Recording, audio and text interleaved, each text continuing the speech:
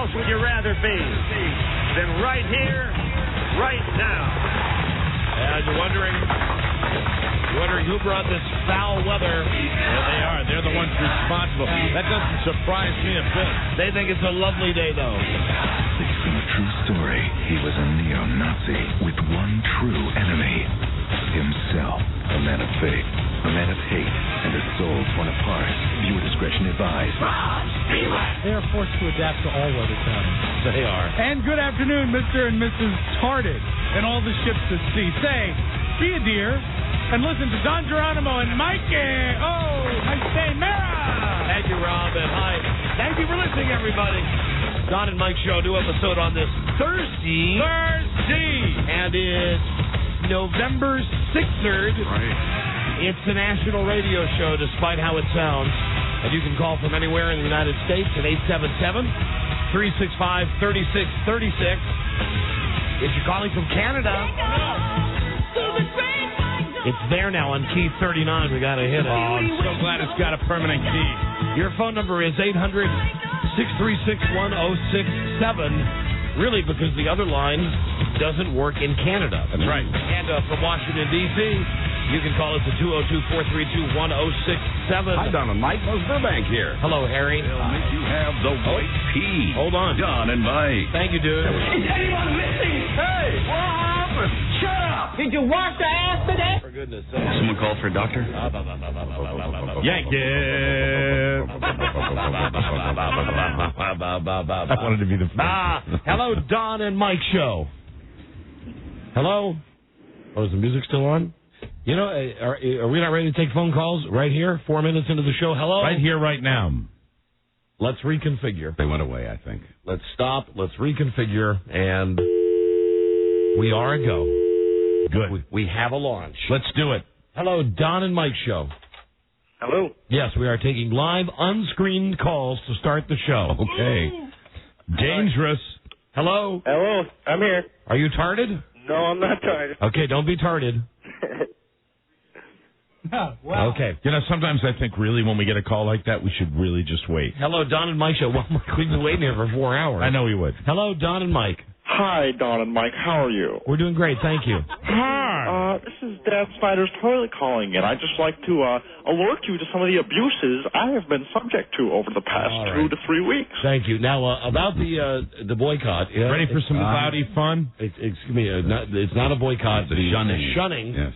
Snubbing. The snubbing. Snubbing, that's right. Let me see. It's continuing the snubbing. Last night picked up by NBC, by Channel 4. Cool. By George Michael, who's mentioning now on Channel 4. George Michael. Yeah, Robbie, you should get that jingle. I know we've got 803 at WWYWD. Plus, we have a station, I think, in Richmond that is not our station, incidentally. Right. Because you see, when we say we have a station in Richmond, we have a station that if you drive through Richmond and you get like on the outskirts of Richmond. And out and back of where they make the cigarettes. Yeah, that's right. That's where our station is. Right. And it's very low power. You can get it on toasters. You can get it on electric toothbrushes. But if you touch 2 pieces of metal when you're listening to the station and you've got the right dental work, it'll come in loud and clear. Right, beautiful stereophonic sound. So not our station, but another station in Richmond apparently heard about this. They called. They want to get on the bandwagon as well. The bandwagon for the not a boycott, for the pass by, for the prohibit, for the elimination. The snub. Yeah, snub is good. Yeah. Snub is good, and of course I like ostracized. But you know about that, and the Redskins are still calling here every day, which is good news. And Alan's taking the calls, and it's almost like now we're working for Michael J. Fox. Right. Alan Leinwand is visibly shaking so much. It's a combination of Michael J. Fox and Muhammad Ali. Well, he's not, but Alan is not suffering from any medical condition. He has simply got the jitters. No, it's like that, you're my knight in shining armor. Right. What was it? Yeah, I figured you'd heard about this. Apparently we had a promotional announcement on the air today on this station for the upcoming Redskins game, and because it wasn't entirely positive, I guess it was pulled, it was yanked, it was taken off the air. You're kidding? No. I'd like to hear the old Been one. replaced. Yeah, I'd love to hear that. Would someone grab the old one? That's interesting. The Redskins dictating. You always know this stuff ahead of me. So I have no idea. You knew. No, Buzz. Hey, Scoop Buzz. You pick up your $1.06. Way to go, Buzz. Cool. Pick up your $1.06. Hello, Don and Mike show. Hello. Got you first. That's the guy that hung up. Must be a friend of Mary Ellen. Oh, and speaking of Mary Ellen, two things here. First, would someone bring us the promo for the Dallas game that was rejected? We'd like to play it. I know we've got Dallas game or the Seahawks game? I'm sorry, the Seahawks game, Mike. You're right, the Seahawks game. And also, Charlie, if you would come in and One-Legged Mary left a message on Charlie's voicemail after the show yesterday. She called quite a few times yesterday. She's been thinking of us? Let me mention, haven't heard it. We'll hear it together for the first time. Let me mention that today we're giving away on the show a 2-night, 3-day trip for two to Dallas for the WWE Survivor Series. Lovely town. And the contest is, what would your wife do for the WWE trip to Dallas? Yeah. We already have the West Virginia fire hydrant on tap. Let me see. The doors are open now, so come on down anytime during business hours. Here, before the show's over today, Don and Mike World Broadcast Headquarters, WJFK, CBS. Right. 10800 Main Street in Toothless, Fairfax, Virginia. You come by, and if your wife has a trick, has a show, something she can do that would impress a talent is good. The wife that does the most for her husband, is willing to do the most in here, will win the trip for these two lovebirds to go to Dallas for the WWE Survivor Series. That is a wonderful prize. The most cunning stunt win. Yeah, it's a real big prize, and we hit it yesterday, but then we only had the one guy who called in who would confirm the fact. Well, there was so much going on yesterday, we didn't spotlight it that much. And we're gonna do it Spiewak style today. We're gonna hit it hard. Hit it. We're gonna hit it hard today. George Michael. Okay, thank you. There was the. It's a new George Michael jingle. There it is. Yeah. He's the guy that mentioned the whole the boycott thing on TV. George Michael. Thank you, George. That's an older one. Snubbing. That is the snubbing. Older and better audio quality. My favorite combination. Let me see. Charlie Broyhill. George Michael. Would you? 803. Charlie, would you come in? I know the crazy, what's her name? Mary Ellen. Crazy Mary Ellen with one leg called in and left a message on Charlie's voicemail. Oh, and for this contest, either bring your wife down here and just have her perform the stunt, or give us a call and tell us what it is your wife is going to do. Right. You rang? Yes, hi. Here he is. Super producer. George Michael. Hi, Charlie. Charlie doesn't have a jingle, does he? No, although, you know what, Rob? Boy, never mind. I bet they'd never approve it. We are buying some new jingles. I think, shouts are cheap. For the show. And it would be great to have a shout for everybody on the show. I'll pay for his jingle. Okay. Go. Thank you. Rob, call the guy at GM. Let's have it done. And incidentally, at this jingle company, they have to think that I'm just out of my freaking mind. We besides stuff like based this, on the content. Well, no, besides stuff like this, Don and Mike show that we play on the network show. On our local, when we go to local commercial breaks, a lot of we play this. You don't hear this on the network. WJFK. I go, yeah. Who are we? Why don't you mix that one yourself? Yeah. Because that is slightly off pitch. We took the elements and then mixed them around. So those two. So you mixed that with two different jingles, right? It's the name jingle with the names before the jingle, and then we've got this one. John Geronimo and Patrick Bateman. Right. The Don and Mike show. That's for when I get angry. We got that when Mike was going through a phase.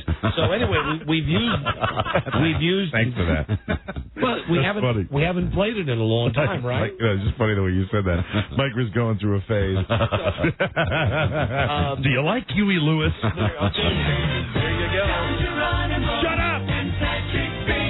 God damn it! Don and Mike show. So anyway, it occurred to us that we've been running the same jingles for 12 years. That at least for the people who listen to us here in Washington on WJFK, where and I've always thought the jingles are a great way to get who doesn't remember the Don and Mike show. It might sound jive to you, it might sound dated to you, but I guarantee you remember it. You remember da da da da. Are they giving us new ones for that? Well, here's the deal: that yes, they're buying some new jingles, and I requested that the jingle package that we're buying the jingles from are circa 1978. Cool. Good. So we're buying some very old jingles that they've not used, that no radio station has had need to use in over 20 years. I spoke to the representative at the jingle company in Dallas. He says, this is good. They're starting to remaster these in stereo. There you go. All right, look for Cool. some new jingles here.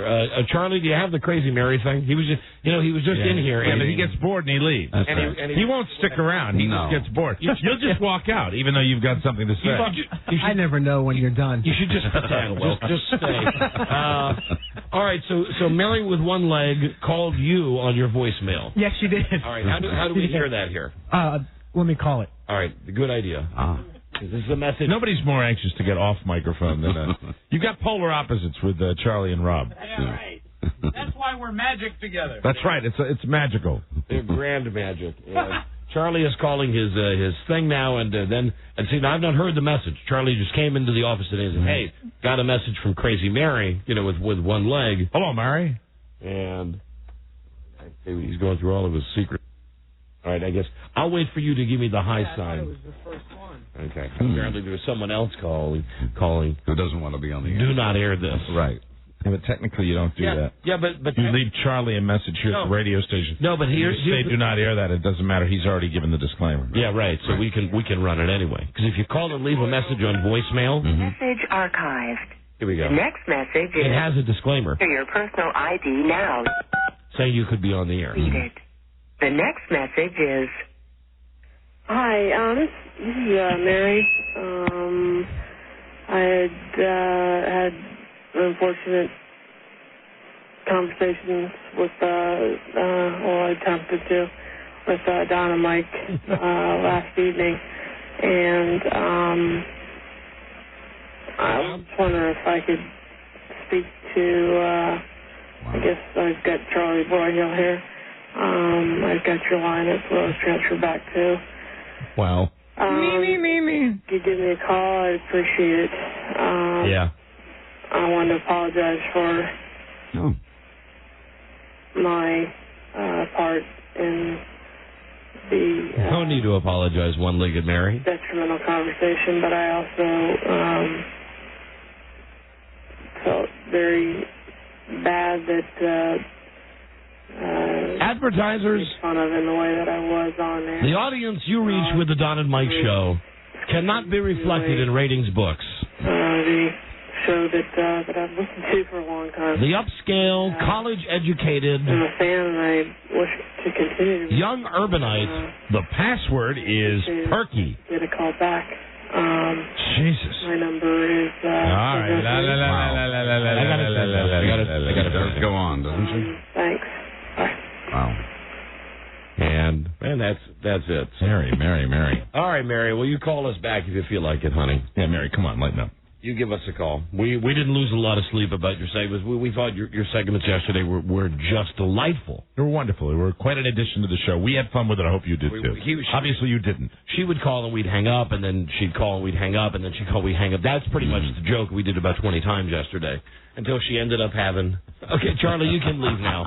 He was settling in. Got tired of standing, so he sat. You don't have to stay this time. And then the only thing that soured the milk yesterday was when Mary would call us, and we'd pick up the phone and go, hello, because we knew it was Mary. Joe screened the call. Right. And then she had like a little doll that she would squeeze. F you. And it would say the F word. a-hole. Yeah. So we would have to dump out of that, and we were never able to complete the circle with Mary yesterday.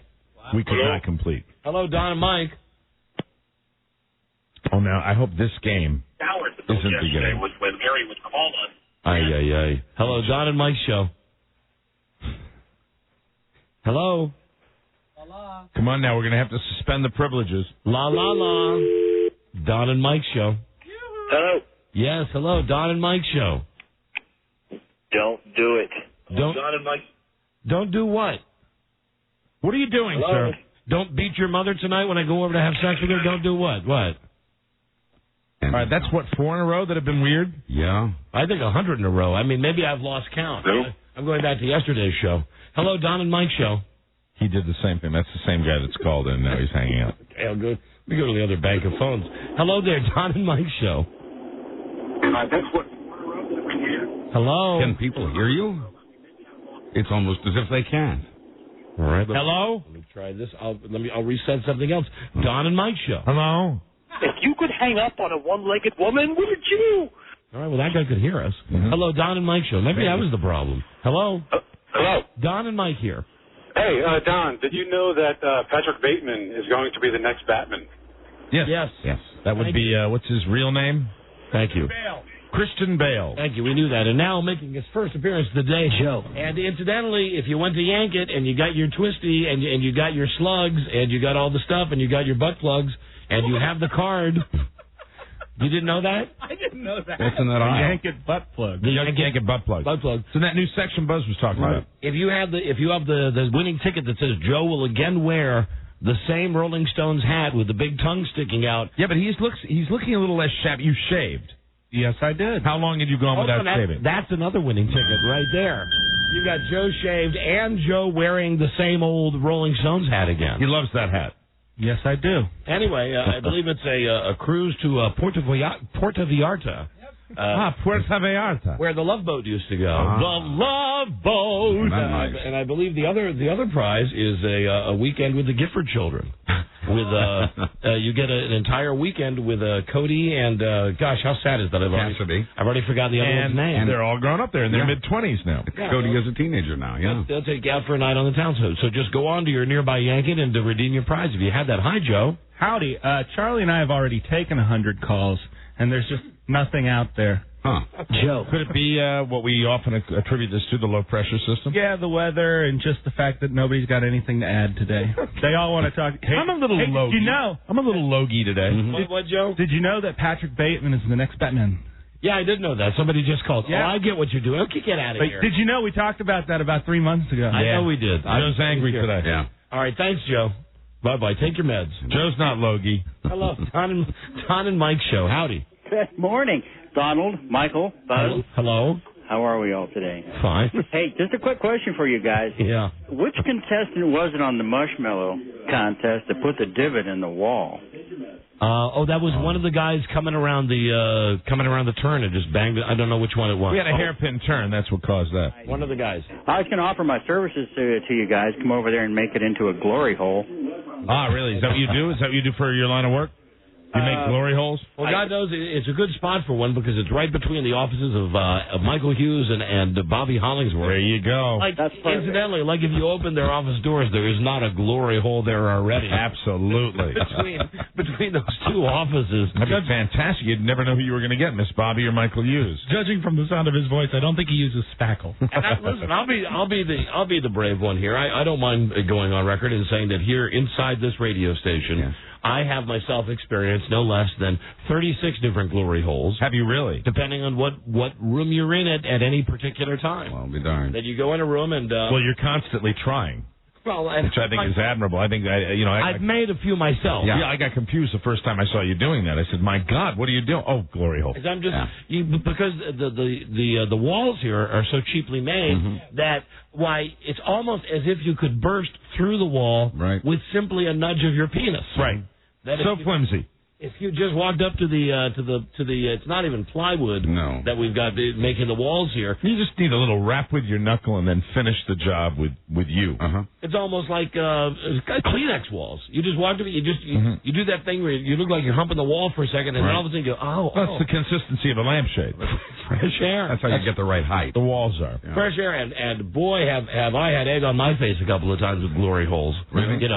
Well, for instance, we share office space with a mortgage title company, right? And sometimes could be worse. Could be next to a vet. I've been up on the executive floor up where our office is, and I say, hey, there's a good looking glory hole, and so anyway, I do what guys do with glory holes, and the next thing apparently they're closing on a house. Right. There's a man and a woman. They're closing on a house, refinancing their home. Yeah, but they offer a 0.5 percentage point for that. And anyway, I always think it's going to be embarrassing, but they always come back for an autographed picture afterwards. They come back and say, "Was that you?" Yeah.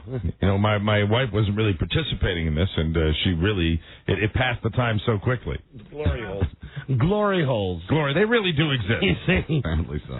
See, I'm talking about the concept of here on the radio station. There'd be holes in the wall, and wherever there's a hole in the wall, there'd be someone or something on the other side. You just drop trowel and just place yourself in the glory hole. and then wait to see what happens. Brilliant. Hello, Don and Mike show. Hello. Watch out for the mousetrap. Hello? Hi, you're on the air. Hey, you guys affected the point spreads How so? in the Vegas casino because it's not a boycott, but I mean it's a snubbing, and it's Seahawks are now favored by more points than they were before. Are you calling from Vegas? Yeah. So the line has moved? The line has moved. Well, So you think that's us? Yeah, definitely. Mike, it sure is. It sure is. And, on the Magic card, I had Week 9 in the NFL season that you would lose that loving feeling for the Redskins. Oh, hey, the first righteous brother joke of the day. Wow, hold on. What do I win? Hold on, you do get a prize for that. Yeah. Give that man a twisty. You've won, a real prize, Mike. The NBA prize pack. What did you say? Not that a twisty's not a real prize. Thank you. You won the NBA prize pack. Order NBA League Pass on Cox Digital Cable today. Cox, your friend. Cox, your friend in the digital age. Thank you, my friend. Okay. Yeah, and Next thing you know, you're going to tell me you didn't need any snubs. if only I had brought my copy in of Rock and Roll Heaven, Right. could have done our True Righteous Brothers tribute. I'm guessing really Righteous Brothers don't even speak to our audience anymore. I think that we're doing the tribute right now. Right. Yeah, this is it. They will be missed, yeah. He will be missed. And what will the other guy do now? He can't be the righteous brother because the one that sang that awful song that they played over and over in the pottery making movie. What was that movie? Unchained Ghost. Melody. Unchained Melody. Remember Ghost, where Patrick's Whoa, my love, right, my darling. that was only one of the righteous brothers singing. The other guy didn't even sing on it, Yeah, but I hear the other guy's got a righteous car. And a righteous set of tools. Dad's got a bitchin' set of tools. I think what would be really good is a righteous brother and Siegfried. That's a good pairing, but Be perfect. It would be good. But Roy's not gone yet. hello, Don and Mike show. Where is he? Hello. Hello. Hello, you're on the air. Hi, Don and Mike. Hi, Don and Mike and Buzz. My name is Bob. I'm calling from Madison, Wisconsin. Hi, Bob. How you doing? Go Pack Go, right, Don? Yeah, right. Go Pack Go. Yeah.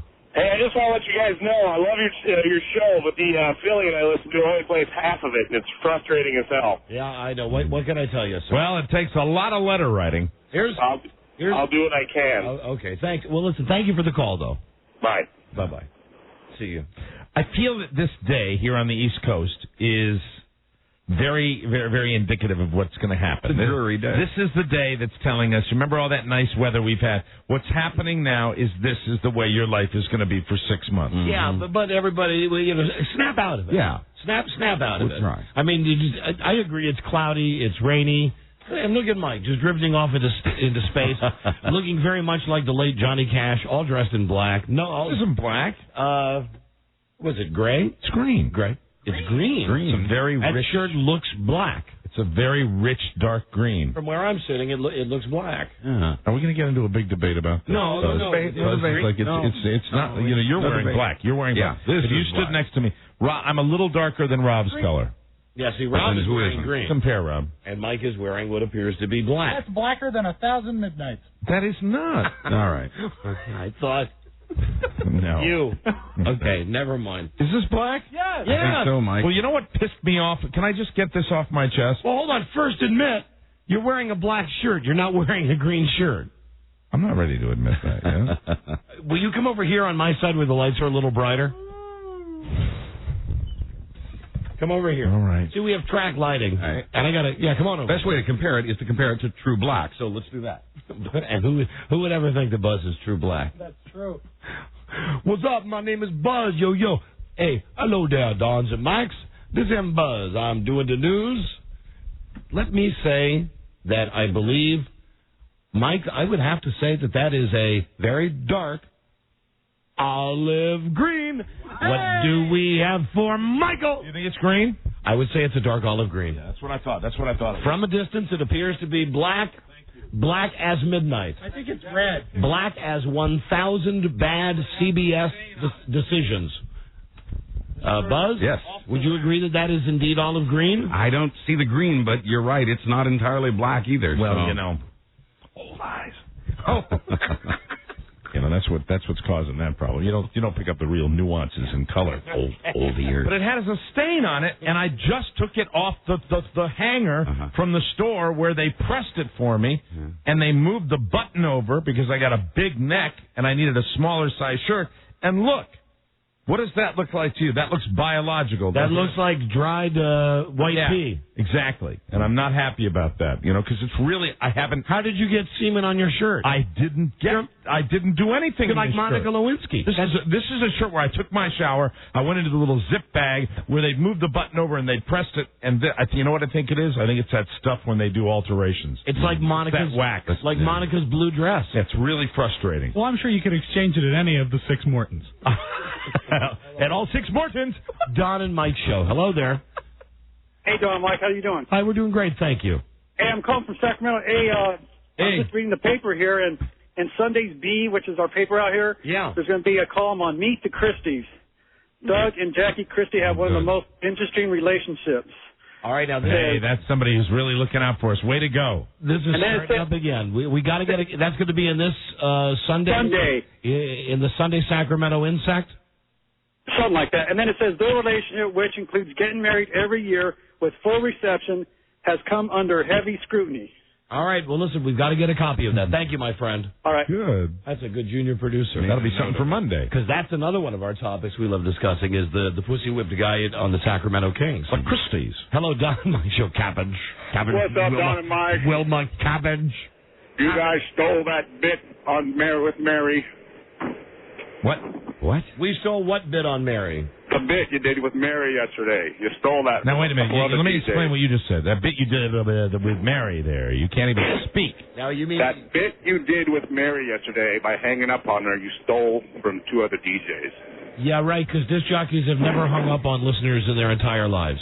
Right, but what I'm talking about is... Right. See, that's how you solve that now. Still funny. Hi, Joe. That's Joe Ardinger's Dickhead of the Day. Yeah. Joe. Dickhead of the Day. George Michael. You sold that a little bit of the bit. God, people are... It's low pressure. No. Something. No. It's low pressure. No. It's been that way for the whole time we've been doing this show. Let's just face it. We live in a stupid society. We're getting dumber. And the fact that we have a radio show... Right. does nothing but make that point even more shockingly factual. No, 3 words illustrate that point. Governor-elect Schwarzenegger. So, yesterday we had this bit where this woman, and she not tarded, but only had one leg, would keep calling, and when she would call... Have we established that as fact? That she only has one leg? Or do you think she's like crazy and I don't saying know. that She to people? said it was true. She said she only had one leg. Oh, I believe her. And it's something that we've done a lot of times. As a matter of fact, it's the main way that we use to get out of trouble when we're in a fight with a guy. What we do is say, okay, we'll let you have the last word. And then the guy says, okay, I wanted to say, and then click, we have. It's always very funny. But by no means are we the first disc jockeys to use it, nor the last. However, I'll say we do use it better than any. We do. You have done it for many years. Better than any. Again, hanging up on people like it's some kind of concept. Let's just go to the stupidity factor. Hey, you guys are ripping off some DJs I heard who hang up on people. Not 1, 2. You ripped it off from 2 of them. That's right. Hello, Don and Mike show. Hey, Doug Christie's mother-in-law lives with them, too. Yeah, I imagine. Did we have that before? Yeah, I think we had that his mother-in-law lives with him. Thank you for the tip-in, though. All right, see you. He wasn't happy about that. No. Hi, Don and Mike show. Hey, buddy. If he wanted to be first, he should have called sooner. Hi there, you're on the air. Hi. Yeah, hey, I just wanted to say, you can own the Redskins since Frida's working. All you got to do is fire your gypsies, and you got enough money to buy the Redskins. Fire the gypsies. I agree. Fire the gypsies. Nah, that ain't going to happen. I mean, God, and would I love it. Would I love to buy that team. And not a word, incidentally, from Stuart Little about this. No. Not an official word from Stuart Little, although the phone lines are still blazing between Redskins Park and WJFK Radio. There are discussions? Since we have, the new concern, as I understand it, is the fact that we've actually put a number saying that this will be a successful boycott. Excuse me, not a boycott. Snubbing. A snubbing. It'll be a successful snubbing, a 1-week snubbing if attendance is down 10%. We're going to keep you posted, and we'll let you know on Monday. If the place holds 80,000. So if 70,000 people don't use their tickets on Sunday as a way of saying, F you, Dan Snyder, the guy that owns the team, the guy who he is a walking psychologist's dream. The guy has no PR skills at all. Really, you could take a poll in Washington. Who would you like to see just taken out of the picture first? Saddam Hussein or Dan Snyder? It would be very close. It would be a close call. Kind of a tie. I'm not saying who would win. I'm not saying the guy that would end up going. Well, you never predict. No, you never do. You never do. But it could go either way. Anyway, he's still steamed, and now they're concerned that there's a number on there. And my God, what happens if only 70,000 people do show up? Exactly. Then it's almost like, oh my God, the little people actually are forming together like a band of ants to move a piece of food away from a picnic site. If that does happen, maybe some changes will occur. We can only hope. To make the experience better. That's what it's all about. Hello, Don and Mike show. Yeah, we've not even gotten into how bad the team sucks. Yeah. This is all just with him and the way he runs it. Yeah. Hello, Don and Mike. Hey, how you doing? We're doing very well, thanks. This is Jim from Buffalo. Hi, Jim. Just calling to tell you that Opie and Anthony will return. Oh, wow. Well, enjoy. And he runs away like a true coward. Okay, hold on. Oh, God. Okay, now I'm with you. Thank you. It's going to be one of those days. Yeah, it's a low-pressure system. That is what people are unhappy, and when you're unhappy, you call and talk about unhappy people.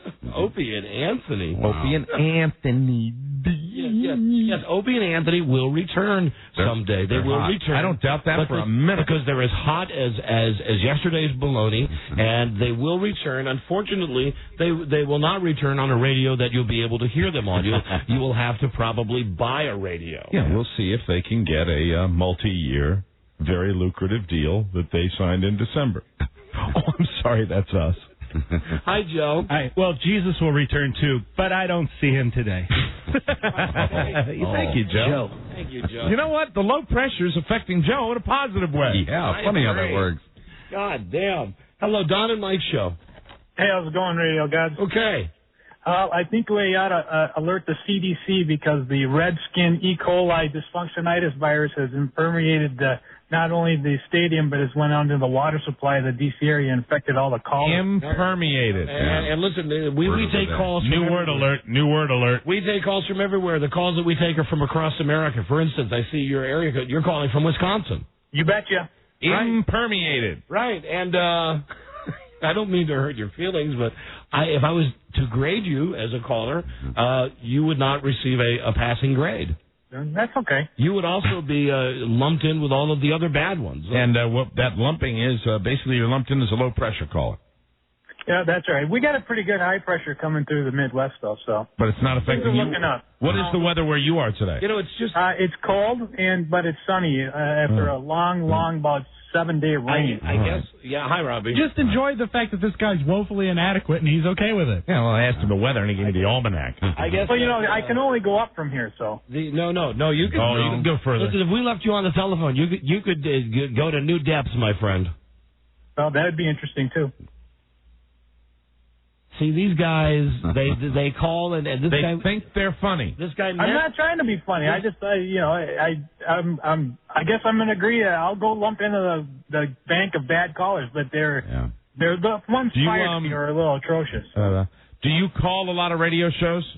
Not really. But somewhat often. All right, listen. This is my fault. This is the first time I call you guys. And I hope it's the first of many. This is my. Oh, really? Fault. Okay. This is not really. I was being facetious. This is my fault. There are stuff to talk about. I've got a list of things. I just thought it'd be crazy one day just to open the phone. These calls are cheering me up. just to open the phone lines. And now we're late. We got to do a break, and I have to tell you after a while because we got something coming up next. But the reason that I guess I feel safer with my new friends now, and I don't mean you guys. I'm talking about the callers as my friends. Right. Here I was. I write notes every day with stuff to talk about, and my lead story today was going to be that I've slipped into a lower class of society than I think. I'm embarrassed about it. That today I went online with my Xbox and was playing NFL Xbox with a stranger, with 3 strangers. And I had Let me tell you something. First I thought you would never do that. Boy, that smells like Match Game Interactive, doesn't it? Yeah. I had the wow. Well, it's that time of year. We're losing them. I had the headset on, and so you can chat, you can trash talk if you like. What, you like verbally, or do you have to key it in? No, it's a thing. I was not actually. I had it on. I could hear the guys go, woo, woo, screaming, and I don't know exactly if It's just I was one guy on a team, another guy was on my team. He had another guy, and then there were 2 other guys. One was on the offense, and one was on the defense. And I was thinking that was pathetic until I came in and took these telephone calls today. And now I think that the fact that I was playing online. And not even online, not on my computer, on my Xbox, that I was playing playing video football with strangers is pathetic, but not as pathetic as taking these phone calls in the first break. What are you looking at me in that tone of voice for? Because I think it is as pathetic. It's scary. I never thought you'd do that. I thought you'd always avoid that, with these total strangers. Well, here's the... You might be, playing Xbox with the next Green River Killer. Could be. You never know. Isn't that scary a little bit? Well, you don't. You're playing a game with them. You don't see them. It's like having sex with them. It's not like having sex. Exactly like having sex with them. Not like having sex with them. It's terrifying. The first thing I clicked in, anybody got AIDS? Everybody clicked in the yellow, which very strange. I think the yellow button means no. You think? Well, just remember, no means no. Okay, we got a break. Wow. Well, what a mess this show has been thus far today. Donnie G's on the line. He's playing the Xbox. Somebody should call the Radio Hall of Fame, because we've got right here. We've got a show that someone should just bury and put in a time capsule. Buff and polish this show. We're going to break and forget this ever happened. Yeah. We'll be right back, everybody. This is the Don and Mike Show. Bob Crane enjoyed the Hollywood nightlife and soon found new ways to blend his Playboy lifestyle with his passion for cameras. The star began to videotape sexual encounters. As co-star Werner Klemperer recalls, I don't know whether you'd call them pornographic, but they were erotic films of sex acts that he enjoyed filming. The Don and Mike Show. Can you believe we're back from commercials already? Here's Don and Mike. And don't forget now, our doors are open. Don't let that first break fool you. There's going to be a fine show today. Absolutely. What would your wife do to win WWE Survivor Series tickets and a trip to Dallas? Who doesn't want to go to Dallas and see WWE? The trip is on Sunday. Actually, it's a weekend. You leave on Friday. Great weekend getaway. Get Friday, Saturday, and Sunday, the 14th, 15th, and 16th of November, a couple of weeks from now in Dallas. And you go to the WWE Survivor Series. This is brought to you by your local Comcast or Cox cable system. Very good. So stand by. Bring your women down. Bring your women. Bring your wives down. How much for the women? And, best stunt, best talent will win the trip. Right. Jim Skin is standing by. But first, we mentioned, this ongoing boycott. And, shame on me. Shunning. It's an ugly word. Snubbing. And it's not a boycott. It's a snubbing. It's a shunning. Right. Urging you, if you are a season ticket holder, don't go to the game, the Redskins Seahawks game this weekend. We've talked about it ad nauseum this week on the show. Told you the Redskins are calling. They're complaining. But what can they do? Right. There's nothing they can do. I'm one guy. I'm a season ticket holder. Right. I've had it with Dan Snyder. Well, the station has got to promote the fact that it's the Redskins flagship radio station. Mm-hmm. And no matter where you go in Washington, all everybody's talking about, this town has a rap for you. You think someone lives here and they talk about politics all the time. No. Well, no one here talks about politics, even the people who work in the government. Right. They don't talk about the politics. Everybody's talking about the Redskins. I talk about local politics. So I like to say, go Prince William County. So the station's got to promote this game this weekend with the team that sucks. Of course they do. And I guess, and I've not heard this, but they have a promo that they had been running, and then the Redskins called and said, you must stop playing this tape. You must stop. This is not a joke. I must be yours. This is the real promo that the Redskins were running. Right. Here the one that got pulled. Congratulations. This is Max Baer Jr., Jethro Bodine from the Beverly Hills. That's not fair. Just won the CBS Celebrity Burp Contest. You're supposed to do it only once a week. I know. But you know what? It wouldn't have mattered if you did it last week and you did the same thing. You would have gotten me on that one. Well, here it is, really, and I can't say where we found this. Of course not, because no one wants accountability on this. I don't know where this came from. This Sunday, the Redskins host the Seahawks, and the Washington fans are pumped up. I don't know what to think anymore. The pain is so bad. This is deplorable. What can I say? This is sad. It's pretty bad. I am embarrassed. Brutal. Again. I'm sorry. It's the Washington State fans that are pumped up. The Redskins and the Seahawks this Sunday on Redskins Radio 106.7 WJFK. Brought to you by Geico Direct, the sensible alternative. Now, how is that negative? That's funny. Now, listen, you want to know the problem with this friggin' football team and why we're asking for the boycott? Excuse me, it's an ugly... Snubbing. The snubbing this weekend? Why? They can't take that. They can't take that. This radio station pays them millions of dollars a year for the right to broadcast the game. Yeah. The station should be able to promote it any way they want to. We paid for it. We can promote it any way we want. So the Redskins are dicks for calling up and saying, stop running that promo. And, Jitters, wow, I'd love to call Jitters and ask him about this. Good idea. Hey, would you ask, you know what, hold on, before I do this, let me call, well, I'll just ask Jimmy. Here comes Charlie Broyhill. Hi, Charlie. No, I just came in Jitters is out of the building. I can get him on his cell, though. Right, and I wouldn't be surprised if he had that removed as to avoid any potential problem. He plans ahead. Well, very good. Well, only one way to find out. Either way, I'd love to know. Do you think Jimmy could go tomorrow? I mean, everybody loves Jim Skin. I'll ask. Oh, yeah. He's on the line right now. Hey, Jimmy. Hey, guys. Hey, could we do this at the same time tomorrow? Not a problem. No. Yeah, don't worry about it. We got a special in the second break tomorrow, a secret. So how about the third break tomorrow?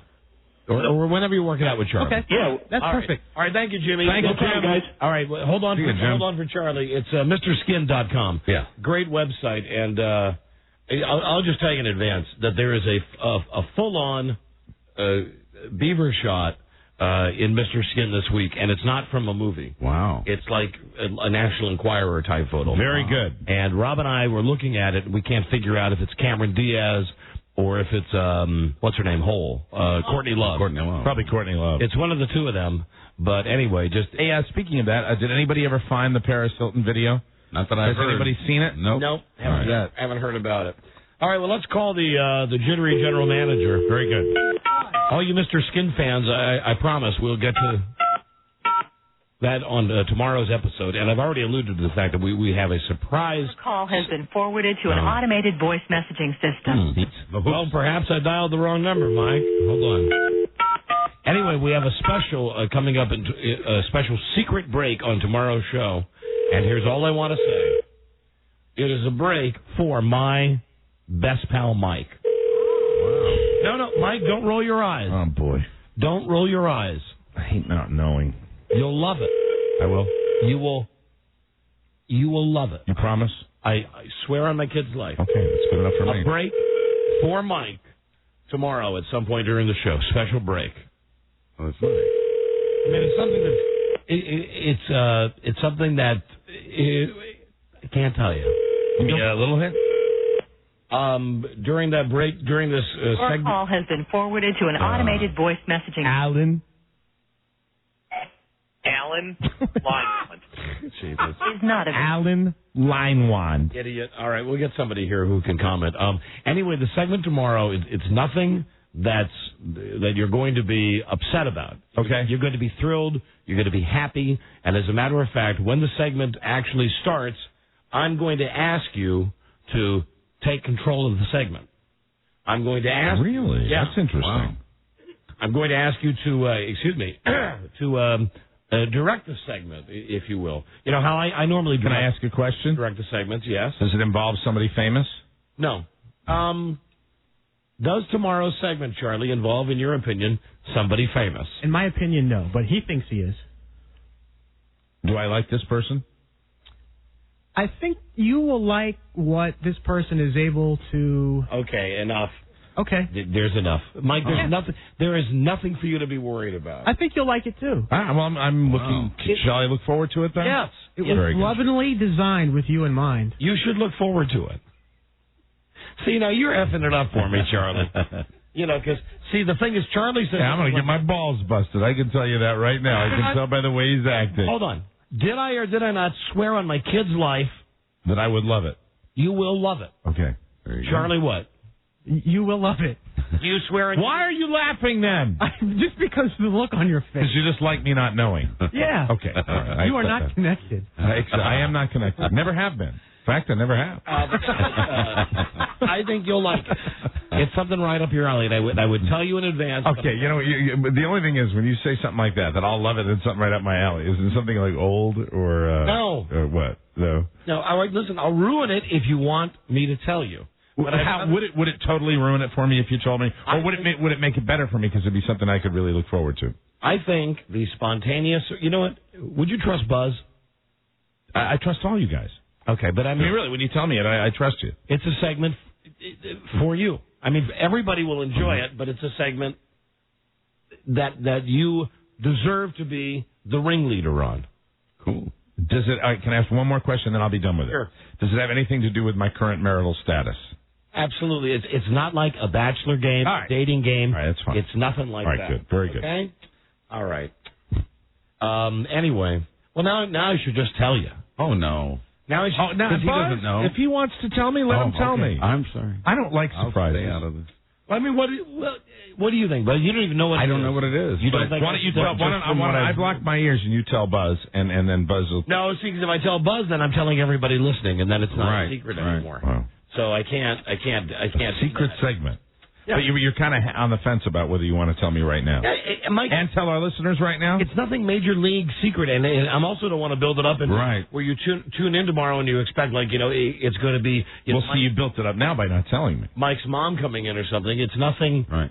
No, it's just... Mike, this is why you're a tough guy. This is why you're a tough guy to be around. Because all I'm trying to do... I am so insulted by that. I'm kidding when I said that. A tough guy to be around. You're just so hard to please. No, here's the problem. It's just, there's a little bit of you in me. Do you understand that? There's a little bit of... I like... I thought you went to the doctor about it. I like to know, if there's anything happen, I'm curious, and I do my level best not to be too curious. Then I'll tell you. And I shouldn't have mentioned it, but I did. I'll just tell you that I know, for instance, with this contest that we're having today, what would your wife do for WWE Survivor tickets? Mm-hmm. What was the first thing you said? Nudity. And on more than one occasion, recently on the show, the question has come up, well, how about some nudity? Yeah, right. How about some naked chicks? And and I'm not saying that anybody else in here doesn't like it, but you've asked for it. Yeah, I think you're right. And tomorrow, my gift to you, not only the act here, but letting you run the segment tomorrow. Oh, wait a minute. All right, go ahead. Yeah. No. Right. No, see, you're not being set up for anything bad. Okay. I'm going to be here all. Yeah, I understand. Yeah. It's the guy from the Bunny Ranch, but he's bringing in naked chicks, and he's opening a bar somewhere, and he wants to promote the bar. Oh, okay. All right. Okay. It was the thing where they pitched me. Yeah, but I mean the Bunny Ranch. You know what? On the nude scale, I mean not that nudity isn't fun. I think we all can enjoy that. But on the Bunny Ranch scale. Hey, I'm sure it's great. Oh, wait, hold on a second. So they're not, the Bunny Ranch girls are not... Do you remember when the Bunny Ranch girls were on the show in Reno? I would have to say that... Do you remember that? If this guy is making a national tour to promote his new line of restaurants, theme restaurants, he's going to bring by, I think that's what it is. I'm with you. He's going to bring by... I'm with you on that. I am. I mean, he's bringing by what his... the cream of the crop. His hookers. Yeah, and And you know what will be good is we can look at them and not have to see Wendell's D&B. Yeah. So you're going to bring Wendell in for that segment to see some of the old girls? Is he unwell still? Okay, he's still ill. We booked him on the show anyway. I just thought it would be a nice surprise tomorrow. We said, hey, Mike, you always want naked chicks. And aren't you going to be surprised if they're really hot, beautiful, naked chicks? Yeah, it'd be fun. But, I mean, you all will like that. Don't lay that on me. I mean, you all like that. Just because I'm the single guy. But you've asked for it recently. I have asked for it, but you all... I second that request. Yeah, Buzz seconds it. I've heard it. Everybody likes nude. Ain't no homos. But you know what? If you guys are comfortable, all of you married men, making me the point man for wanting nudity on the show, I fully accept that responsibility. If it's like, hey, Mike, we're not really interested in seeing prostitutes come in, but we know you love that type of thing. All right, here's the thing. See, that's where No, that's not the thing is really, and I think I've had this discussion with you off the air, and I know we have on the air at some point. For a while, having naked people in here all the time was great. Yeah. But after a while, you realize how many different ways can you say, oh, my God, this girl's incredible. Right. This girl has great jugs. Exactly. And I think from a listener standpoint, after a while, it's like, man, if you can't go to a computer or something to see what we're seeing, what's the point? I would say that might be something we could open up to discussion. You can't. As to whether... The listeners are getting tired of the way we present nudity on the show. I agree. And you can't be theater of the mind. Right. That's even better than pictures sometimes. See, I think the listeners might say to you, hey, man, the more the merrier. Yeah. I mean, that's just my, and we have had this discussion off the air. But, I mean, I also think that the show doesn't have the amount of nudity it used to. And that's fine, too, because we've been having fine shows. It's just, that's great. For a while. But I don't want to be responsible also because, when we have the nudes in here, and you're talking about me controlling the segment? All right. Take that away. I was just trying to... Because, always, frankly, I mean, I've enjoyed... You know who I've enjoyed controlling segments with nudes? And I'm still comfortable doing that? With Buzz? Yeah, I think Buzz does a good job. Like Buzz, for example, when the nudes come in and would strap various things onto Buzz... Here's the thing. Tomorrow, these girls, as far as I know, the only thing I was told was they will be naked, and you have to promote this guy's biker bar, a restaurant, whatever. And that doesn't appeal to you? Deal. No, see, now, you're going to make me look like a fag. But no, it doesn't. I don't see the value on the radio of just some dumb girls coming in, and we go, wow, you're really hot and you're naked. Then I'd scrap it. Because I could give a rat's ass. Then why? Okay. You do ask for nudity, though. Yeah. I mean, I do that on the show. Okay, and I thought... When this was pitched I think to me... it sounds good to ask for nudity. When it was pitched to me, my thought was, hey, now this would be a way I can, do a goof with Mike to say, hey, Mike, guess what? Right. We've got, look at, naked chicks here. Yeah. If we're being completely honest here, when we did that show out in Reno, I remember it very, very vividly, and it was just the type of women that were there that made me a little uncomfortable. I said specifically when I was speaking with the booker, no skanks, right? Just your top. Your top of the line whores. Right. Your top drawer whores. How about this? We've done this in the past, and I always enjoy it. Why not have them in to play a party game like Pyramid? I always like to watch them participate. Hey, that's always a great idea when we have nudity and games and stuff. If you're saying that it gets boring, and that's what your point is, that it gets boring for the show. I think it does, and I don't know. Well, Rob, why don't you just plan it out tomorrow? I mean, the point is tomorrow we don't have time to play a game with these girls. Oh, right. We got a busy show tomorrow. We got a lot happening tomorrow. We got a small window. Plenty of time for a game. We got a small window to bring them in. There'll be plenty of time because it's fun. Sometimes with people that that come in is to play games that might challenge them. Yeah. I understand that. I get that. Okay, fine. That's what we'll do then. We'll have the girls come in, and why don't we just ask them questions out of the encyclopedia tomorrow? See, if you hadn't told me about this and they came in, I would have felt very uncomfortable because it would have been my place to say, "Oh, for me," and it would just been it's not for you per se. I understand. Not for you really personally. It was just kind of a goofy way to say, "Hey, Mike, fulfill the request." Here's some. I have a more important question though. What the hell is wrong with you? What do you mean? What's wrong? What's wrong with you? Why are you losing this interest in nobody liked nudes as much as you did, and I mean, if you're thinking about it from the listener standpoint, I'm not asking you that. I'm asking about you. What is wrong with you where you're not enjoying the nudes that we have on this show? Where has that fire gone? Part of it is gone because of the same reason that you mentioned. The fact that really, when we get naked chicks down here, a lot of times, they are really sloppy Rosie O'Donnell house sprouts, and I'm tired of saying, "Oh, baby, you're so hot." That's true. When we got some naked pig in front of us, right? And I've always we both hated that. And name the last time. I mean, just a stellar knockout came in here and got naked. Sid. Did Rob say Sid? El Cid. And El Cid would be the absolute perfect example. There was some birthday thing, I think. Yeah, wasn't there your my birthday now, was terrific. For birthdays, that's great, because we got a reason for it. Right. And like if we're doing this contest and women want to get naked for their husbands to win this trip to Dallas. I don't want to put the guy down who's booked on the show, the Bunny Ranch guy, but I saw a thing on TV where he was profiled. And do you remember the guy we're talking about, too? Yeah, I remember him. He's very... I'm so glad that you gave me a heads up on this right now, because I would have been very uncomfortable to be, like, directly, like, the guy for him. Right, that would have made me feel... I would have been pissed off. Doesn't he look like the guy that's in The Contender? Not The Contender. No, I know who you're talking about. With the James Garner movie about the cigarettes. Right. Ross Thompson? Yes. He looks a big guy, maybe a cowboy hat on the side. He's a little bald, and he's kind of, he's just big, and he's...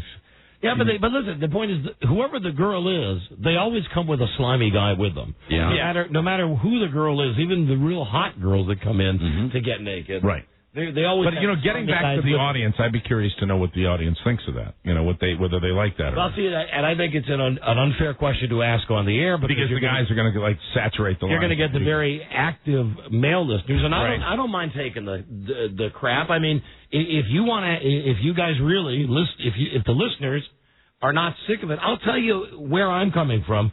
When I get into the car, on the occasion I've been in the car in the morning with my wife. And we're driving around, and I'm punching the buttons between the stations. And, I'll just mention Howard's name. Right. And I stop on Howard's show, and it's like, oh, baby, you got great cans. Boy, would I like to F you.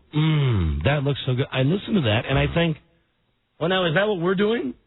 Well, we've never done it like Howard does it. I know, but still, same difference. I mean, for the, listening, I don't know. I could be totally wrong. Maybe we should just do an all-nude day.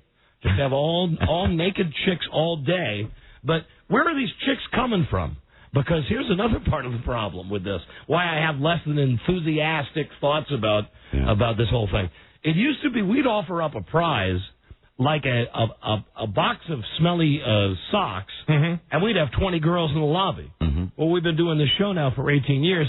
Now we're to the point... We have a trip to Dallas, go to WWE, and we only got one guy that's called in with his wife with something that she can do. No, we had all those people last week for the marshmallow races, so they're out there.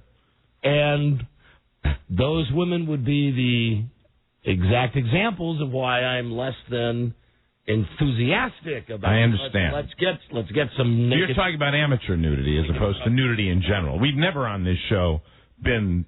real big on bringing like playmates and penthouse pets and stuff like that. We get the occasional pet. We get the occasional Playboy playmate. We get the occasional porn star. We had the anal queen on. It was a fantastic segment. Her name was Chloe. Was Chloe the anal queen? Yeah. Chloe was a great segment.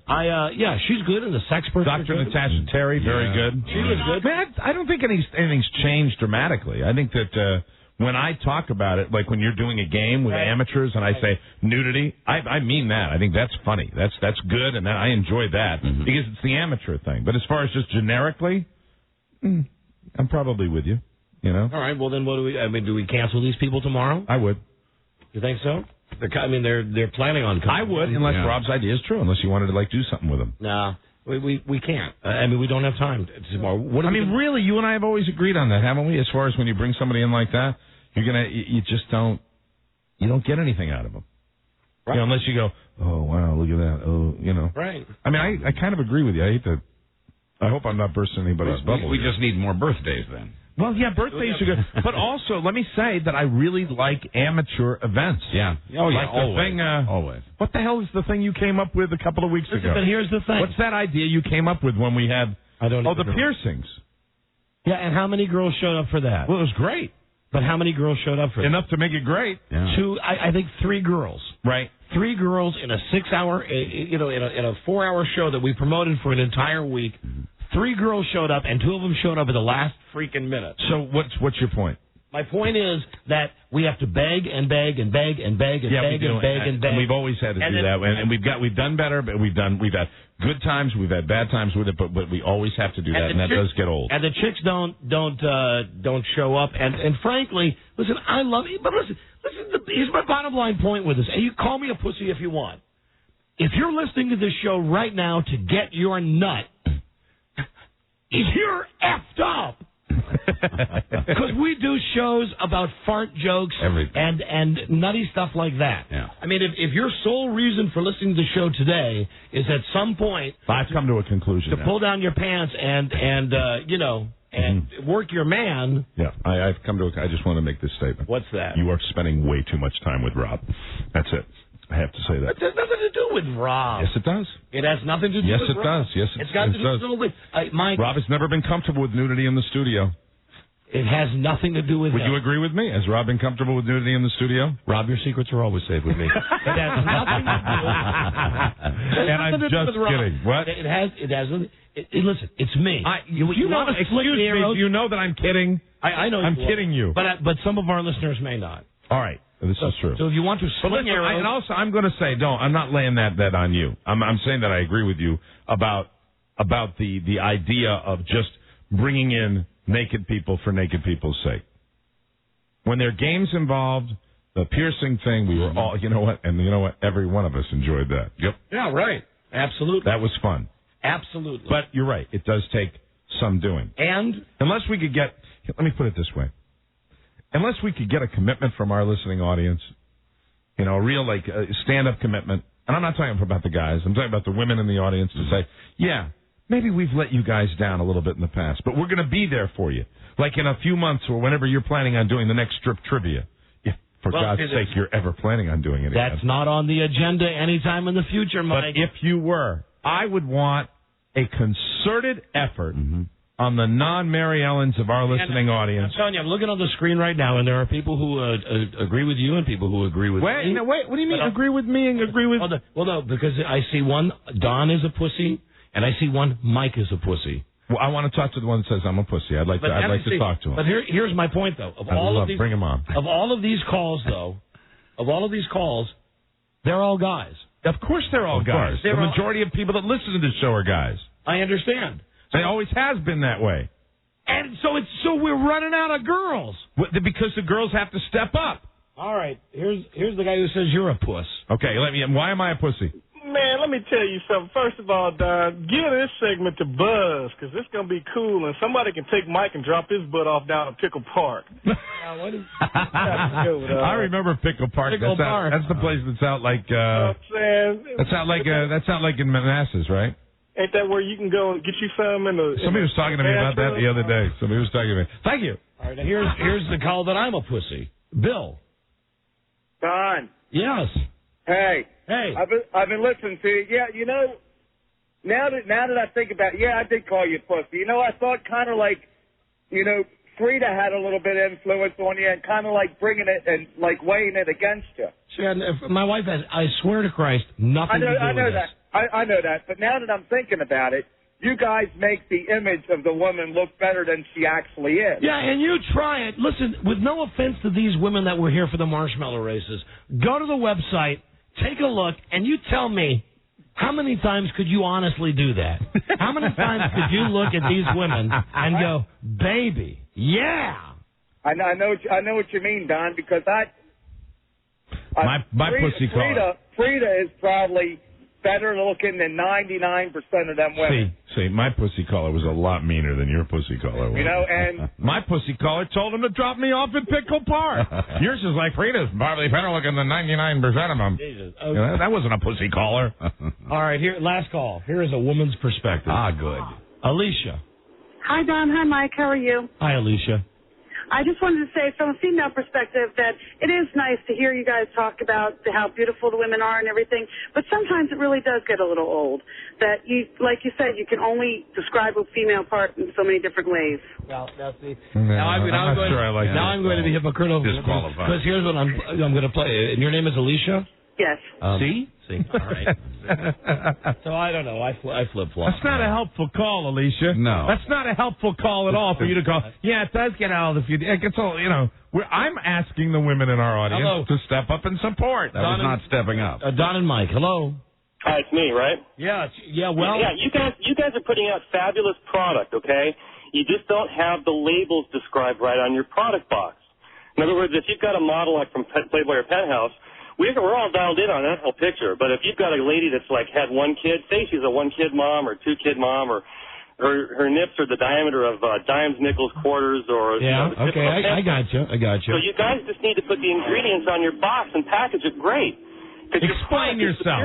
I think what he wants is like the dumb Playboy playmates who he can go and buy the magazine, or he can look at the picture and see, oh, they're hot, and we got to figure out that the girls coming in are hot. Hey, listen, I got news for you. Hello, Nick. Yeah. You ever tried doing a radio show and interviewing one of these brain dead, been effed in the ear so many times they can't hear Playboy playmates? Yeah, I've heard plenty of them. Their brains are on tumble dry. I've heard them all the time. But there have been good ones too. They're not necessarily the playmates, but there have been good. Right. You know, it's all about who's good on the radio. Really, that's the bottom line. Exactly, and you guys are very vivid, and like I said, your product is superior to anything that I ever listened to. I should point out that Vivid is a porno company too. Okay, well, all you got to do is just put the ingredients list out there better and paint the pictures. Yeah, that's all we got to do is put the ingredients out there better. I think a few Vivid girls would help the show. Yeah. Let's put the ingredients out there better. Nikki Knockers was quite witty. Nikki Knockers. But we've always preferred the amateur stuff. And MILFs can be hot. MILFs. Mm-hmm. Mm-hmm. Oh yeah, MILFs. I love MILFs. Now here's a guy with a theory. This guy's out of his mind. Brian. Yeah. Yeah, Brian. The swerve. You're trying to swerve because you don't want to do it. It's probably like an average Jane or something tomorrow. See, this guy is thinking way too much. He thinks I'm trying to fool you. He thinks that I'm setting all of this up so that tomorrow when they come in, they're average chicks. Is that what you're saying? Yeah. Yeah, you're stupid. Yeah, that doesn't make any sense. You're really stupid. No. That makes very little sense. But thank you for calling the Don and Mike show. You. Have a nice day. Bye-bye. It's the weather. Bye-bye. Okay. You know, that's now that... Are you glad you told me? That is now 2 segments today on this show that you don't know the agony that I will suffer. My demons now that I will suffer, thinking this is 2 segments of this show that have gone horribly bad today. This was interesting. 2 segments of this show that have gone not according to schedule. This was interesting. You know, what, are you going to think in your mind, okay, now you can never tell me anything? Is that it? No, it's not. No, I feel bad. It's not about you. Right. It's not about you. It was interesting. It's not about you. It was. And then, you know. Now I am mad. Here's the guy. Listen to this. Says on the screen, Don is less horny. Don, I got to figure it out. Hey, listen, dude, I don't even want to hear it. I banged my wife yesterday. I banged her yesterday. I banged her hard. How about you? You bang your wife in the last 24 hours? No, she's sick as a dog, but I tell you what. I tell you what, I'd still do it. I'd still F her if she's sick. And if she's sick, you know what you do? You just release on her. That way she doesn't have to do anything. Get out of here. You don't have Bart around, so you're getting it a lot more. So, listen, I always got it. I always get it from my wife. Yeah, excuse me, here's my only thought, and maybe I'll just let this go for the remainder of the time that we have together. My only thought is I'm trying to do a good show. Really, that's the bottom line. Thinking, if I'm driving down the road listening and we have more dumb naked chicks in here, is that what people want to hear? Or do you want to hear, funny stuff? I don't know. Hey, here's the key. What? Funny naked chicks. Yeah, okay. That part of my Griffin. But that part of but that whole part of my brain, I'm out. Mm-hmm. We've been doing the show a long time. I'll just tell you, I'm out of funny ways for regular naked chicks to come down. I mean, we have a trip to Dallas today, and I don't know if anybody's noticed this or not, this WWE trip. There's not one girl here. There's not one girl here for this contest. Right. You think we're losing our sex appeal? I don't think it's a question of our sex. You think we're losing our scary, sexy good look? You think that's what it is? I think we've never been dreamier. 2 words for you, though. Funny and sexy and nude. Yeah. Rita Rudner. All right, now I'm laughing. Now I've got a... I mean, there's no reason when we had Paula Poundstone here a couple of weeks ago, we couldn't have asked her to slip out of that suit. Okay. We got a break. All right, we'll cancel it for tomorrow then. No, you don't want to go crazy. No, I'm just kidding. Hello? I'm joking. Why am I hearing a second ring? Oh, he just picked up. Oh, wrong one. Sorry. That's nuts. Hey. Right. I don't know. Cancel it? Don't cancel it? I don't know. I don't think you should do anything rash. There could be some penthouse pets here. He's promoting the opening of a hustler club. They might be hotties. What if they're not skanks? Okay. Rich Michael. I got to agree with Buzz. All right, bring him in. Sure, bring him in. Yeah, I think so. I think we'd get... Don't you think, seriously, we'd piss our listeners off if we canceled that segment now after we've talked about it? Consider them already brought in. Pardon me, Charlie? I'll get them. What did he say? He sounded like Infinity Minority Blonde. No, he said consider them already brought in. Oh, brought in. Okay. Already brought in. His gift of the language. Okay. Bye-bye. Okay, bye. The pretense of brought. Okay. There you go. Okay. Now, oh, God. We could have had Jim Skin on talking about Cameron Diaz's. Or Courtney Love. We'd have to get a look at that to make that decision. And that's plenty of nudity every week. Yeah, well, no, see, that's not real nudity. That's us looking at pictures of nudes. Yeah, isn't that great, though? Yeah, no, that is good. But again, that's good. Well, and people can go to the website, to the Mr. Skin website. Anyway, listen, this is turning like into one of those dumb appointments I have with the doctor. So let's just let's break. Now I just racked with Irish guilt now. No. Because I forced you to tell me, and then I had to tell you the way I really felt about that. If you're really feeling, I know the last time you were racked with Irish guilt, right? Go to Best Buy and get me a fantastic gift certificate. I will. Those are maybe that might be a once a year gift certificate for you. Oh, so you know? Oh, hey. However, I've got a gift idea that I'm going to tell you about in the office someday. All right. We really got a break. We'll be right back. This is the Don and Mike Show. All right, welcome back, everybody. And again, happy Thanksgiving from all of us here at the NFL today. Now, the IBM Power Poll, this picked by my guys here as always. Craig, Randy, Jerry, Eric, Mann, Bob Matina, our radio buddies, Don and Mike, everybody in on this one. The Don and Mike Show. You can call Don and Mike anytime from anywhere in America. 877-365-3636. They're ready to believe. You magnificent bastard. I salute you. God damn it. Right. The Don and Mike Show. Right.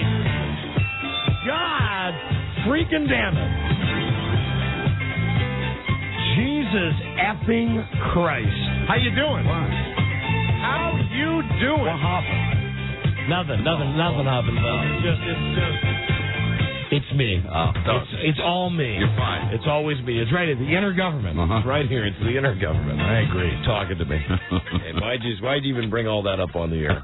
Why didn't you just bring the girls in tomorrow? And if it flopped, it flopped. Right. And if it went, it went. Well, they're coming in. Right? Why'd you even say anything?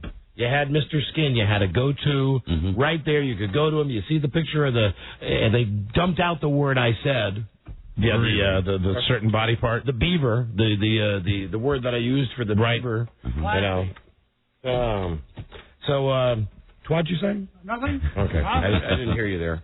I'm going to move past that now. Good. We're going to attempt to do the show now. All the lines are ringing like crazy, and you have I brought this on? Am I responsible for this? No. But here's what you are responsible for is what you're doing now. See what cannot be seen by those listening, which was my whole point with the nude thing, because the fact that I'm grinning, that we're not the visual medium, so I have to tell people that you're happy that I'm not. I don't know. I'm perplexed. Sometimes I don't understand. Sometimes I really don't understand. See, and then you start playing with yourself. I was playing with my nipples, not myself. Nipples and myself are two different things. Okay. Even though nipples are part of yourself, if you're playing with them, you don't say, that's playing with myself. Right. Okay. Never mind. It's me. It's nobody else. And you're fine. Don't worry about it. Everything's all right. You think I'm fine? Yeah, I do. You think really? No, I really do. Everything's okay, so? Don. Everything's okay. Don't touch your balls. God, don't touch your balls. See? I tell you what, if you start touching your balls, I'm going to start touching mine. Okay. And I know that bothers you when I touch mine. Yeah, but that's what brings ratings. That's ratings gold. Already touching mine. Mm-hmm. Well, oh, dear. See, now, right away, there you go. You want to know how to get rid of any sexual feelings you have at all? Buzz and I were talking during the break, and really, in truth, he is the nudity go-to guy. He always has been. He's very comfortable with it. I know. And even when my marital status is married or single, I'm not the go-to guy for nudity. And I don't want to make it like I don't like nudity. Right. like Buzz pulls it off differently than anybody else because Buzz is Buzz. Right. Yeah, and he lives that hippie commune life, crazy, wacky, where he can do anything. That free love thing. Mm-hmm. So I can do anything, but I don't even allow myself to do anything. Maybe Buzz will be in charge of this segment tomorrow. Oh, I don't know. Well, we'll get through it somehow. Of course we will. And I guess someone today will win this trip to Dallas, this fabulous trip. Which that pisses me off. Worth thousands of dollars. I won't talk about it anymore. Well, my mistake for saying, and this is why I got in the whole thing about should we have the naked chicks, because this was really like a chance for girls to come down on the show and do stuff. Not that they would. Not that there would be nudity, but doesn't have to be. But those calls didn't come, so we listened to our audience, and that's what we're doing. And this is, you know what this is right now? This is just me. This is if you put a tape recorder in my car tonight, this is what you would hear on the way home. Talking to yourself. You would hear me telling myself, go, boy, if I could go back in time, I would have ended the first segment 10 minutes earlier. I wouldn't have taken all those live calls that really went nowhere. And then in the second break, I would have went right to Mr. Skin. I would have told them about the dumb thing with the nudity, and we would have just done it, and it would have been fine. And I could have talked about the Xbox, and then the show would be over. Well, you did talk about the Xbox. Yeah, I guess I did. I guess. And we had an interesting discussion, and it's not even 5 yet. My God, the show's not over yet? I feel like I've done an entire show today. Don't you think we're all a little affected by the low pressure today?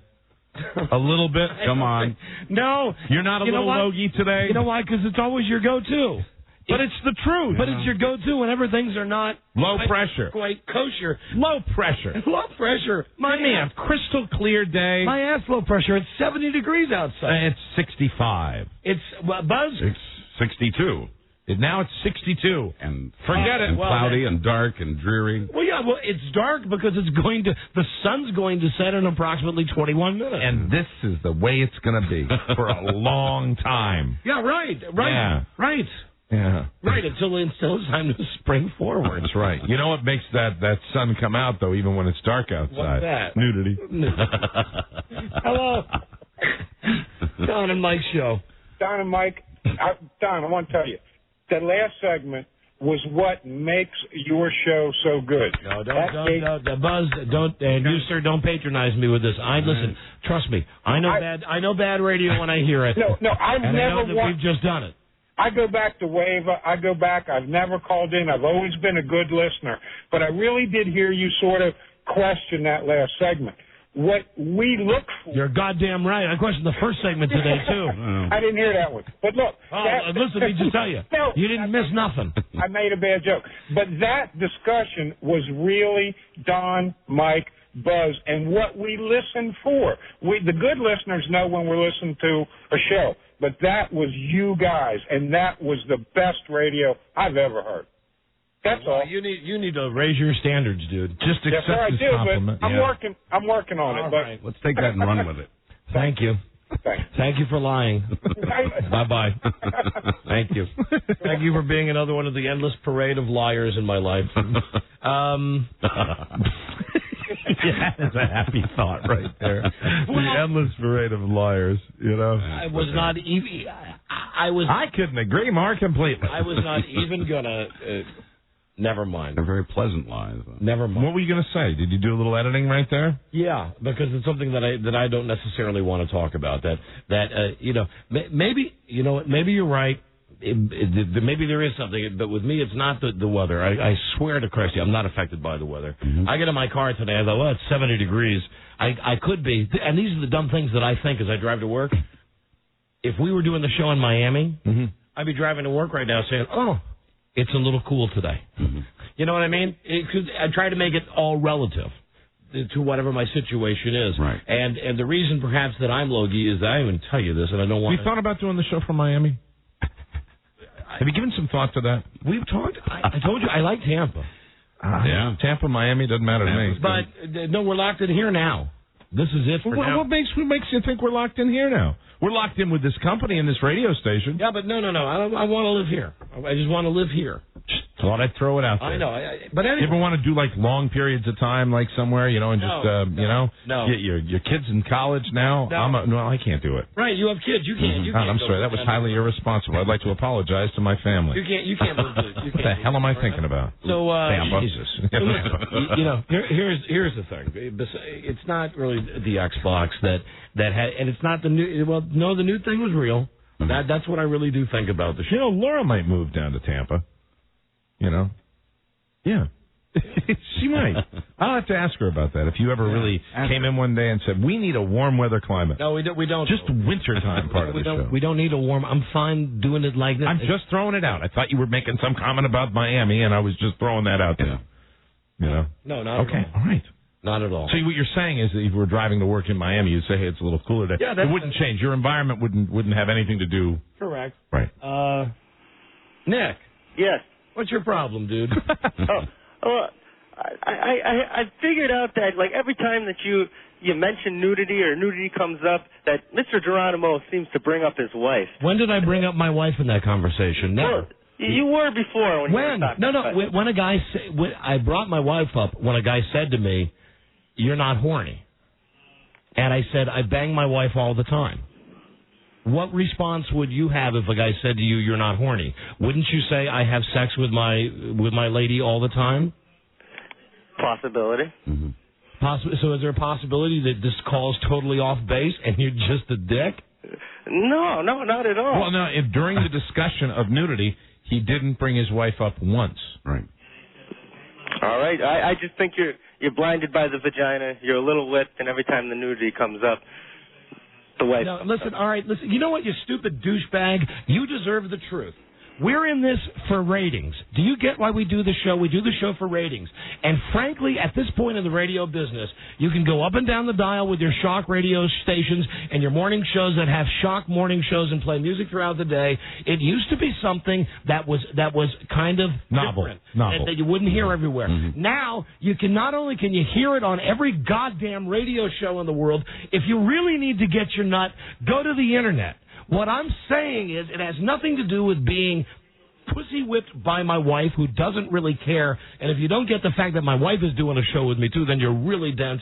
It has to do with the fact that I think if we keep doing stuff with nude chicks that's not really funny to listen to, we become as bad as these other disc jockeys who I am hearing on stations going, "Oh man, we got Christy down there and she is so friggin' hot." I mean, dude, that radio was, like, popular 5 years ago. I know, but I feel like I'm listening to the Lifetime Network here. You feel like you're listening to a Lifetime? Hey, listen, I'm going to say something to you. I wish I could drop the bomb. Dude, what do you expect? This is one show we do out of, like, 210 shows a year. This is the one show you're calling in to bust my balls about? Well, I've listened to it here and there, and this is just what I. And I'll tell you, I've listened to you nonstop with absolutely rapt attention now for the last 2 minutes and 30 seconds. I have determined I don't like you. If you were on the radio, I just wouldn't listen. Well, actually, the real thing I called in for is to just. Yeah. That's why it's great just to have. Oh, the power. Just to have the. That control. Okay. Here we go. Why are you looking at some more calls here? Yeah. See, and now I'll question this tonight too. Why? The negative calls are there. Right. Now there are plenty of positive calls. I'll tell you, there's a call on line 8. Loves you guys no matter what. Line 4. Love the show. Number 2. Love the show. Run the show however you like. But I don't go with those. There's even a guy who says, I totally agree with Don. I don't take that. I take the one that says, last segment sucked. Mm-hmm. Why do I do that? I don't know. Why do you do that? I don't know, Buzz. No, we've always done Don't that. do that. Rick? Hi, buddy. You suck. Hey, well done. All right? So, that's that. All right. And I don't know. Maybe it's... never mind. Maybe it's me. Maybe it's me. Maybe it's me. You're making me laugh now. Why am I Because I can look at your face, and it's just funny.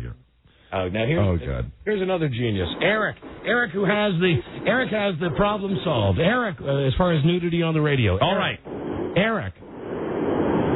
Come on, Eric. Eric. Calling from his plane. Eric. Yes, sir. Go. It's all about cash. Eric, I got news for you. Hold on. You're saying cash is what it is. Do you know we've played strip trivia and offered as a grand prize $2,500, and we've had nothing but pigs show up. Well, you can't guess what they look like over the phone, but you'd figure a better crop would come down, but they can't pay the rent with a trip to Dallas.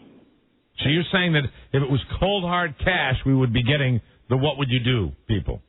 Yes. Well, that's why I'm here and you were there, because you don't know anything about radio. I don't. No, but, you don't. But I love you guys anyway. Well, go to hell. Really? Thank you very much. And you're a racist, Mike. What am I a racist for? What? You're a reverse racist, actually. What do you mean? What is a... You'll bust some goober that calls in about the way he uses the English language, but when a brother calls in, you just let it go. And then you complain about that, well, the people that say, well, he's well-spoken. Well, I'm comfortable with that. Okay. Later, gentlemen. Bye. Douche. I'm totally comfortable with that. Douche. I've been doing that for years. I'm not going to change that. Hello, Don and Mike show. Hello, Don. Hello, yes. Now I'm just taking on screen calls, so I don't have to see what people are talking about. Hello. How are you guys doing? Have you been listening? Yeah, I know you're having pretty bad. That's why I was calling. No, everybody's... It's me. I'm the guy. Everybody else is fine. Everything's fine today. All right, Don, what I was going to say is... I'm just starting to wake up. Just go ahead and let it all out. Take everybody out, because that's the only way you're going to probably save the show for right now. Just take everybody out. So what, I should go up on the building with an AK-47? No, just stay in your chair and go. Let all the calls come through and just let everybody have it. Okay. There's one. How you like me now? Fantastic. There you go. See you later. Thanks. Bye-bye. This is obviously a problem for me and a gifted mental physician to talk about. So I might need to go there too now. Just call me RR. We'll just, and that is reverse racist. Well, it's better than being. I was not pussy whipped. I was something else. Something with my wife's vagina. Blinded by the vagina.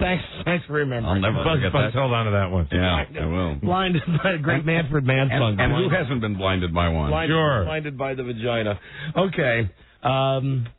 We'll break and we'll come back, and then maybe when we come back, right, we can just pretend that we're starting again. That the previous 2 hours didn't happen. Oh, that's fine with me. That might make me feel better about today's show, about what we have left to do on today's show. Very good. I hope so. That might. Is there anything I can do? Because I do feel partly responsible. You know what you can do, Mike? What? You can have the best romantic dinner of your life tonight. God. You know, you can't. I'll tell you, here's a note to self. Do not make dinner reservations for dinner with sister while Don is in room. He makes me laugh too much. I'll just make a reservation for two. No, Don, I don't need a single red rose at the table. Thank you very much. Very much. Time to break. And my offer stands, too, if you'd like to stand in for me. To take your sister to dinner? Yes. I could not be responsible for what might happen afterwards. C'est la vie. We've worked together how many years now? No, I can't. Mike, you go knock yourself out. I couldn't. No. See, we're talking about two different things here. Because I'm assuming that if I was to have relations with your sister, yes, it would be non-consensual on her part. Oh God, what a horrible thing to say. You don't want that. No, I probably you don't want that. As I'm Sam used to say, well, Mike said it's okay. No, you don't want that. Yeah, I guess it's just me and her. You you don't want. Her and me, her and I, she and I, whatever. And then I could come on the show tomorrow and I could say, hey, guys, I'm interested in sex and naked chicks. That would take care of the horny question. I bang Mike's sister. That would take care of the horny question completely. Okay.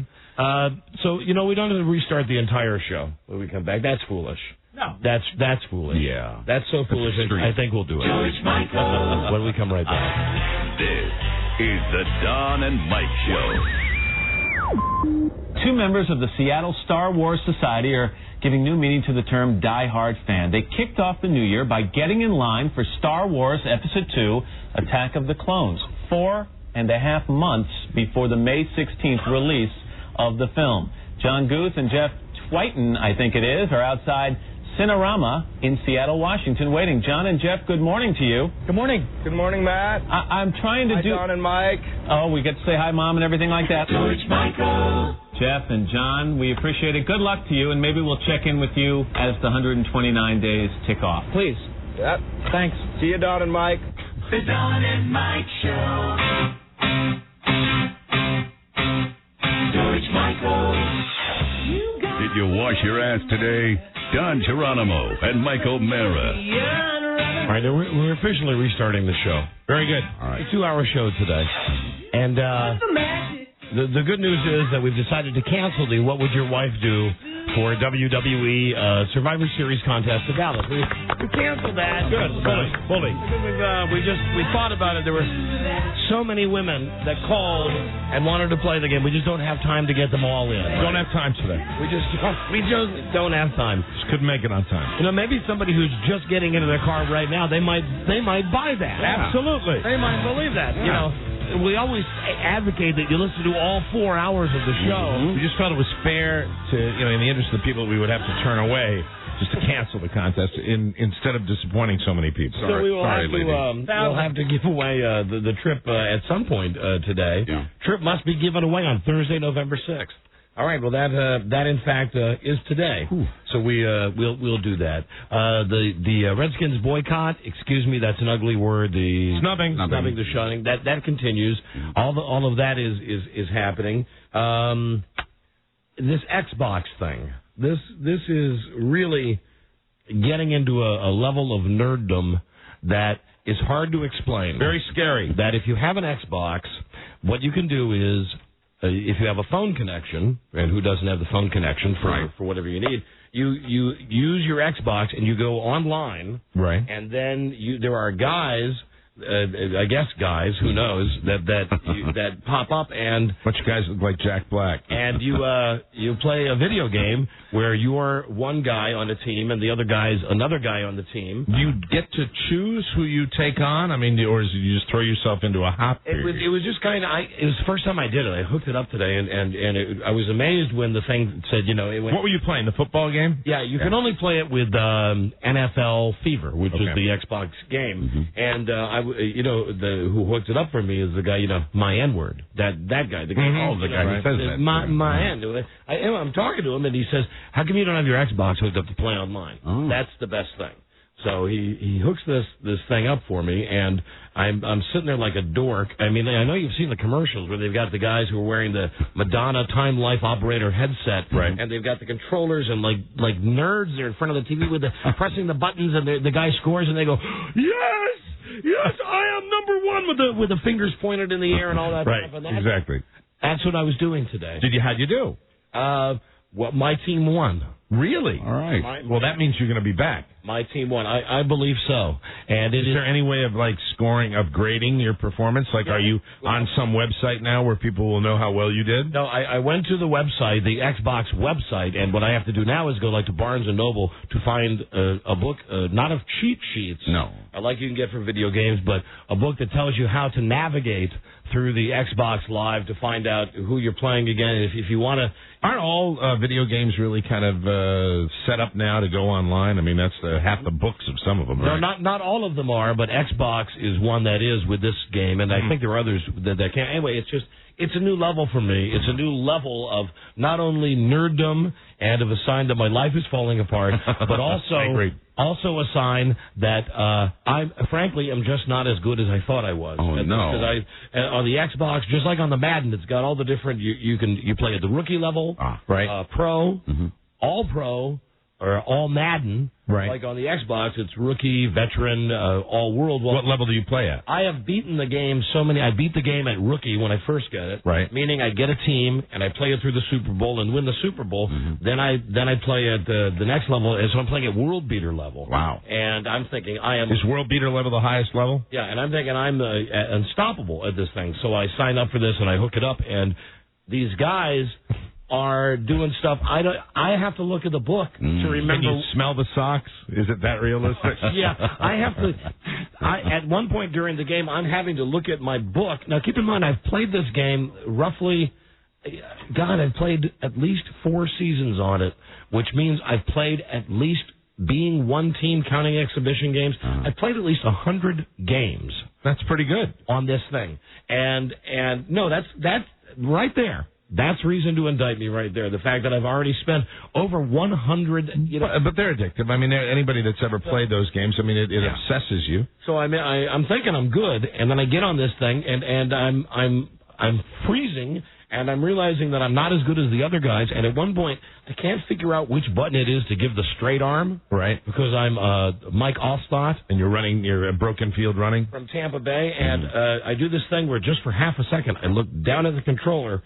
And by the time really in the split second, I look at the crowd and go, press the red button. Meantime, there are 5 guys that have already surrounded me. And they're... But you're playing against one guy, right? No, against 2 guys. Oh. How does that work? 2 guys on offense, 2 guys on defense. Oh, okay. So you work in conjunction with somebody on the offense? Yes, and what the other the guys on defense who are playing, what they're doing after they've tackled me now, and I don't know how to do this yet, they're making their guys dance. I'm sitting here looking at this going, this is like creepy basement of the science building. Well, it's kind of where our society is right now. Yeah, it's kind of scary. What do you do? Coordinate with the guy? Do you talk to him online and say, hey, we're going to run this play? How do you decide what play you're going to run? The plays come up on the screen, and you push the one. Actually, I think in this case he was the quarterback, so maybe he was controlling the play, but it would come up on my side of the screen as well, and I would always... So you won with him? Yeah, I would always push for, What happens at the end of the game when you win? Do you send him an email or something? I don't know. Thank you. You needed a Boys and Girls Club somewhere. You made me feel really whole today. It was good for me. I'm really not... I felt like a real man today. Maybe we could meet. But just be advised that if you get on this Xbox Microsoft thing, I might be there. Yeah. You're aware of the fact that now that you've played with this guy, that he basically is flying to Brazil right now with all of your credit cards. Hello. That's my show. It has nothing to do with that. Hello. Don and Mike. Hello. Hey, Don. Yes. Hey, have you tried Halo? The game Halo? No, the game. Hey, don't endorse another radio show. No, Halo is not another radio show, Mike. Hey, the Halo jackpot. Halo is another dumb video game. No, I only play football games. And if you have DSL at the house, I'm sure you ought to try DSL because that speeds up your game a lot faster. Well, no, I am on DSL. Oh, okay. I am on DSL, so it's going as fast as it can. I'm just not as good as other guys DSL are. on your computer and see what website you get. Right. You get D-sucking lips. Yeah. You got to try Halo, Don. It's great. Okay, I'll see you there. What is Halo? Just a game? Yeah. It's about angels, I guess. He says it speeds up your game a lot faster. Yes, it does. Yes. No need to use too positive. Hello. Don and Mike's show. Hello. Hello. How you guys doing? We're doing great, thanks. Outstanding. I had something about the previous subject. Is that cool? Yeah, hey, hold on a second. Hey, Rob, would you tell them in the back room that we'll take this lady 10 minutes later today? You got it. We have an interview scheduled today on the show. Let me see. It's a lady who's a colon expert. Miss Colon is her name. Miss Colon. It says that she is a shocking, and in bold letters it says shocking, she is a shocking interview. She sorts through all the crap, get it, and tells listeners why their colons are a gold mine for allergies, fatigue, infection, and countless ailments. Yeah. And the only reason we booked her is because it says she's shocking. She is shocking. It will fascinate you. We are going to try to see how shocking she is. I look forward to, and anytime we can talk about the colon. Sure. So it's very near and dear to me and Buzz. That's coming up. Anyway, what did you want? A very serious question. When's the last time you guys duct taped somebody to a tree?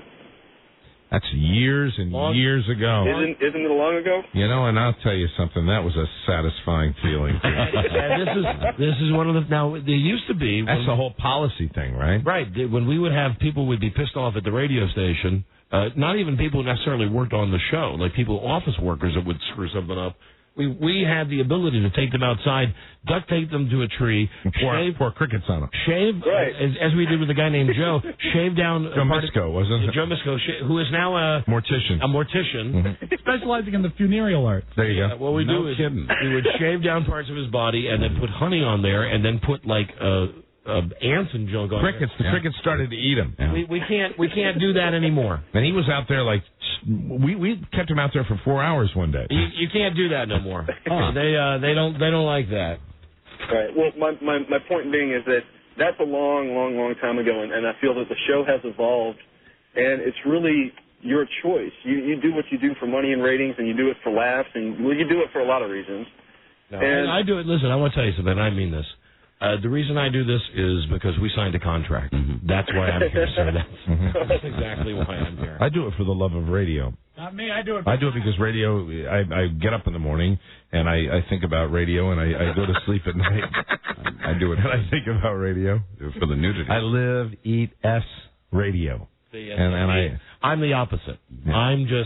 I love the perks. I'm in it for the contract. Not me. No, and that's why we're so different. I know, night and day. That's why we're so different. Opposites attract. Now, listen, I don't want this. All we got now is these calls about Xbox, and we don't want to get... I have only one pertinent question about the Xbox game that you play. Yeah. Is there any nudity in it? There is not. Listen, enough with that, with the Xbox thing. Let's try something here. Now, we've got this trip to Dallas to give away. Yes, we do. And we got stiff today because the woman that was going to come down and do the West Virginia fire hydrant isn't here. Well, she would have been only one. Yeah. We went through all of that, so we'll pull out this MILF game. We'll try this and see if we can give away the trip. Here's how it works. In theory, it's just like all of our other games, but with a little different twist. Very good. Let's say your mom is hot. Your mom is a MILF, and of course, a MILF is anyone who has kids knows it's a mom I'd like to F. So it should really be MILTF, MILTF. Right, but you take out two. You use MILF. It's just MILF. Mom I'd like to F. So let's say that your mom is a MILF. What we would need you to do is call us at 877-365-3636 and tell us exactly why your mom is a MILF. And when I say that, I mean specifically. Tell us why... Your descriptive powers will be tested. Tell us why your mom is so freaking hot. Can you use stories about friends of yours that have always commented on it? Yes, you can. And even better, I don't want to put the words in your mouth and tell you how to do the bit because it never works like that. But, if you were to say my mom has a fantastic pair of teats. She has beautiful areolas and gigantic nipples that protrude through her blouse. And that meter's starting to go up again. And she has the ass. She has a caboose that's so tight, even after all these years. And, drop a quarter on that. Bounce a quarter on that ass. And I occasionally see her, at the bathing area, and I just want to say that the nipples and areolas that's going to be maybe a tough pull for a lot of kids. Well, no. I mean, it's grown up. It's 21 and over, right? 21 and over. 21, but I'm just saying. I don't think I would even know. Here's where the hilarity ensues. Yes. Because then you get someone who calls up and says, "No, listen, my mom is a MILF because of all these reasons."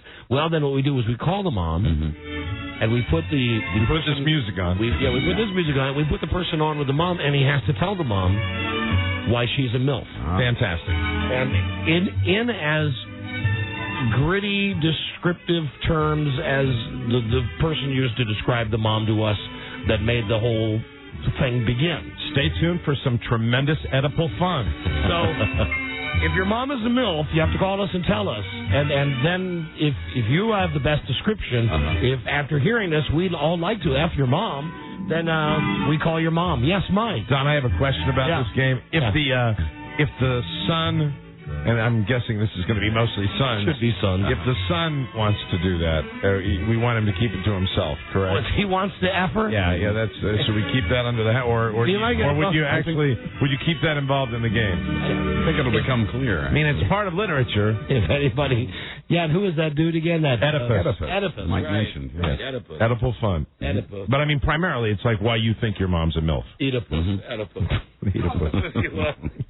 I've set this up. If you want to play the game and win the trip to Dallas, call us. See, look at people are calling already. Yeah, look at that. This is good. Hey, call now. We'll be right back. This is the Don and Mike Show.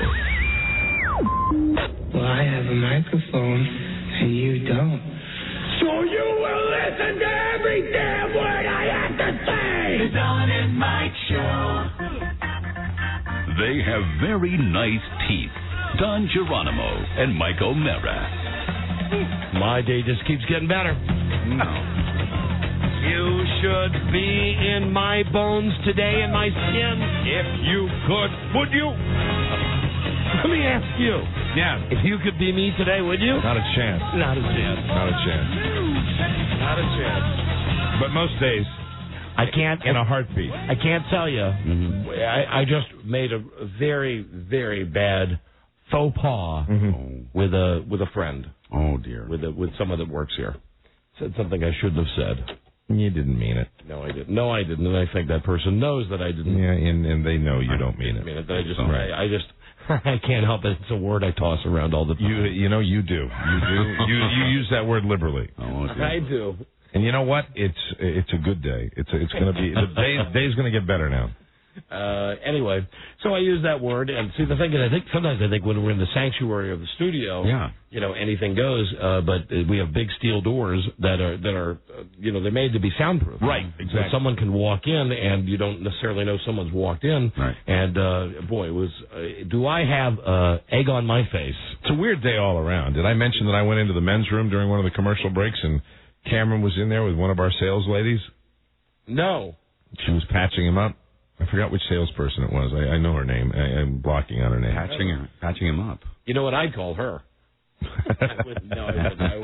Yeah, but I mean, I had to go, and I finished my business. Why was Cameron patching up? Cameron opened up an artery or something. Oh my God! What was it? Is Cameron shooting heroin? No, Cameron had a gash, and she was assisting Cameron with his first aid. Maybe I should not have used that particular word. Gash? Rough day for Cameron, apparently. Right. Where was his gash? It was on his finger. Oh. And he was looking at his gash. It like ran all along his finger, and I wasn't sure how severe it was, but I had to go. And you have to go number one or number two. I was going number one. I was going number one, and I just So she was in there with him. Yeah. And in the men's room. What's her name? She's pretty. She looks. I'm trying to think. Celebrity she most resembles. Again, the thing is, there are so many of them around here, and they've all been given the edict: no eye contact, no talking. Who knows? I never talked to her enough. Anyway, she's been here for a while. Let's play the MILF game. Right. If we don't play the MILF game, I'm afraid that I'm going to talk about what I said, and then I don't want. You don't want to ever forward. No, I don't want to talk about. Now we're have a good time with the MILF game. Oh, and also this now, music makes everything better. Also now, just because it's been the greatest show ever, there is a woman outside who wants to. What she wants to do is eat whipped cream off her breasts to win the WWE thing. So, what do we do now? Are there backup prizes? Because you've already promised. Haven't you? Well, have you promised the trip to Dallas for another game, or? Well, we were going to do it with the MILF game. The MILF game, right? We do have the fabulous NBA prize pack, right? And we also have the core prize pack. So we're running a little light in the prize department. We've got. Well, we'd have to see if she'd do it for something. And she might be a big wrestling fan. Maybe she is. But the point was that we hadn't heard anything from any of these broads. Right. And here it is, almost 5:30 East Coast time. Yes, there's not an urgency with these people that participate in these games anymore, and we need that. Yeah. So I think probably we'll have to. Well, gosh, I don't know. Send her away or not. I mean, based on all. Has anyone gone down there and taken a look at her? Yeah. Well, they brought her driver's license in, but it's right when I said the thing, and so the guy brought. So you don't know. She looked okay. She did not appear to be. As long as we're being frank about. Has Charlie seen her? The appearance.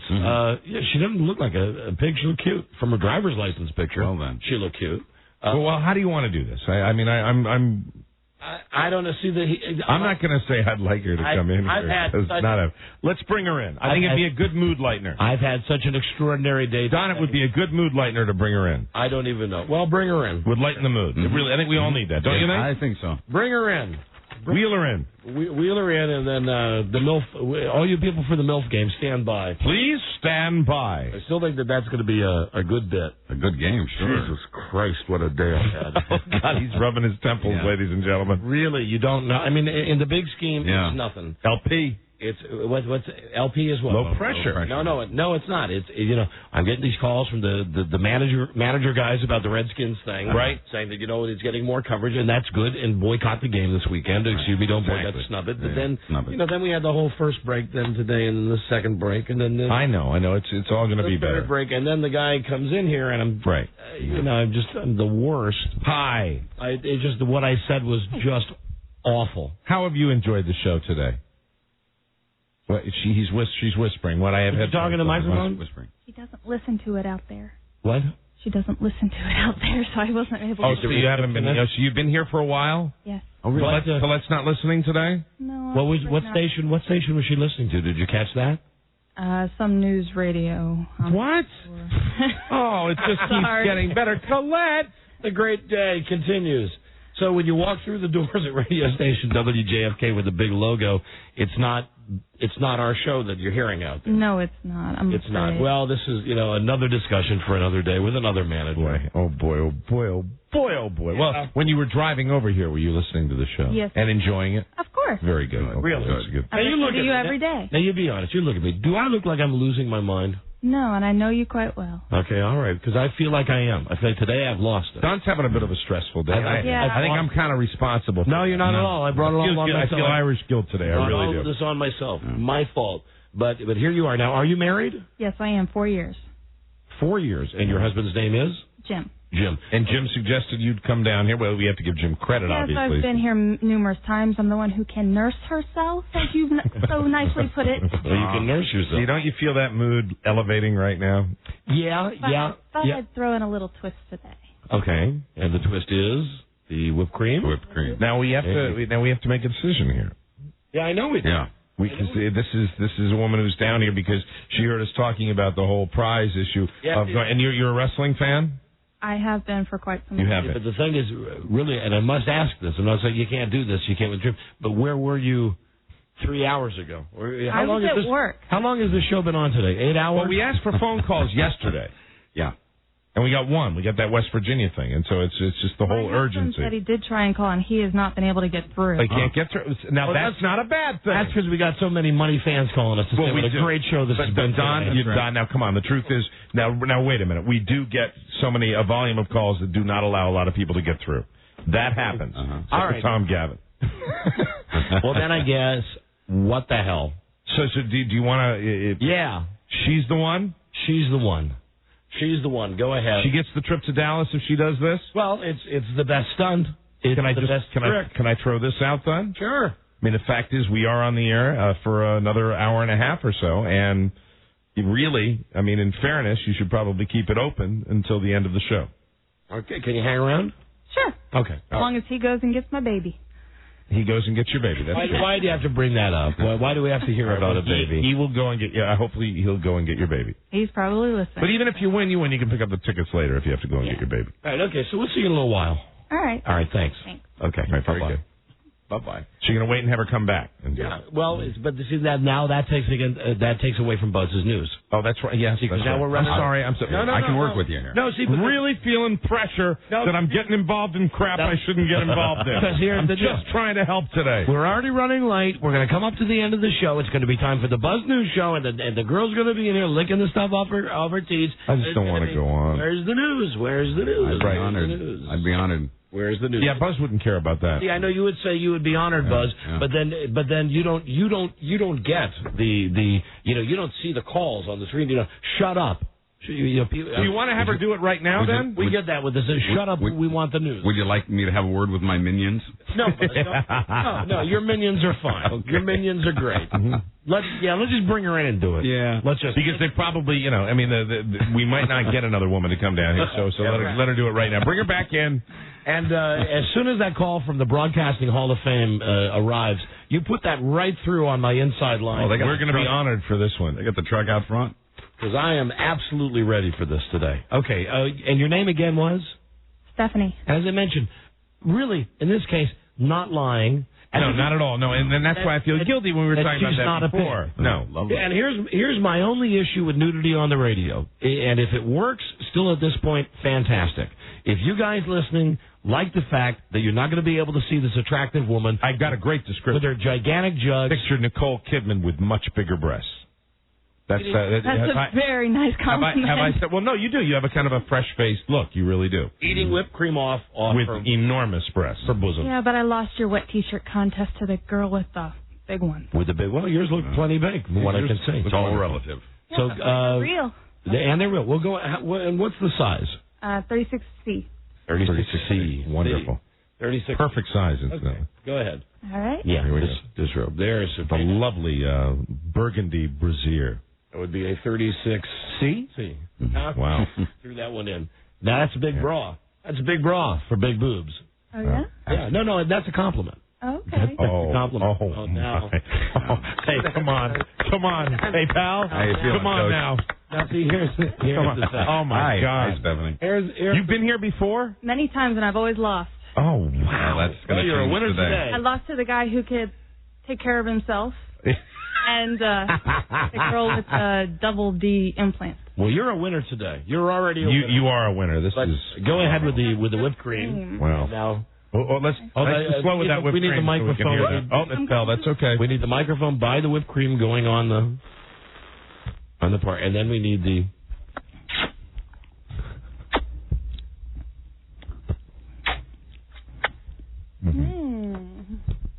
Yummy. Okay, see that's good.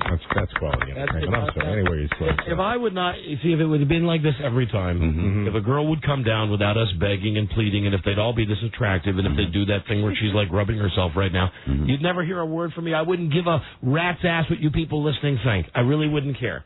They're perfect. Yeah. They really are. I'd have to say. Yeah. I mean, they really, really are. That's right. Perfect. Here you go. You won a 2-night, 3-day trip to Dallas to see the WWE Survivor Series live Sunday, November 16th, in-demand pay-per-view, Cox Cable System. Call them. You take your time. Put your bra back. You just can't argue with real. I mean, I don't want to offend all the fake ones out there, but I will tell you, you can't argue with real. You can't. Buzz, did you get a look? I did. Thank you. Okay. Yeah, nothing beats real. Well, listen, thanks for coming down. I'm having some kind of a crisis today. But that did elevate the mood, didn't it? Yeah. Oh, I mean, it really did. Absolutely elevated the mood. Fantastic job, really. Really. Hey, Rob. Rob had his back to the studio. Look at this. No. Oh, no. You're back. Yeah. You're back. No, I don't. Okay, I do have a boner. I'm kidding and saying that I really didn't have one, but I do have a boner. Oh, my God. I do have a boner. Wow. And I know that, see, now we have calls coming in. Like, let me just talk to one of these callers to explain where I'm coming from. Okay. All right, now it says on the screen, Clint calling says he never has a problem with this. And, of course, Clint, I don't either. But do you know it was like pulling teeth. It's like Marathon Man pulling teeth to get one woman to come down to do that for a valuable prize. The only thing I can say, though, Clint, is that one woman was special. Yeah. You understand that, though? We're not faking it, folks. That was 2 days worth of angst to get that payoff. But it was all very professional. All right. Glad you liked it. We liked doing it. If it was that easy all the time, we'd do it all the time. But it ain't that easy. You guys rock. Thank you. See you later. All right. Take care. Bye-bye. Bye-bye. See you later. Bye, Dad. How's your day of crisis going now? Bye now. Well, now it's good. Well, now it's a little better. Good. Yeah, I would think so. But see, now here's the latest crisis. Welcome to my world. We have 12 people online to do the MILF game. Right. And we have the colon lady standing by. And keep in mind, we've already blown off the colon lady once. All right. If you wait till tomorrow to do or sometime next week to do the MILF thing, will you have better prizes? We can't do the MILF thing tomorrow anyway. Okay. And we'll have the same crappy prizes every time. We'll have to give away money. All right. Well, then those are your decisions. All right. Then we're doing the colon lady next, and we'll bring the MILF game out at some point. We'll do it up right. At some point, we'll bring the MILF game out. What was that woman's name? Did we get her name? Stephanie. Yes. And thank you and congratulations to Stephanie. That was her name. That worked. Now, this lady, this broad, this colon thing, what it says is Dr. Janet, the colon lady, great for shock radio. Shocking colon news. Dr. Janet is ready to share her insight that is the cause of most illness in the United States is the colon. The colon. She is a shocking interview. Shocking.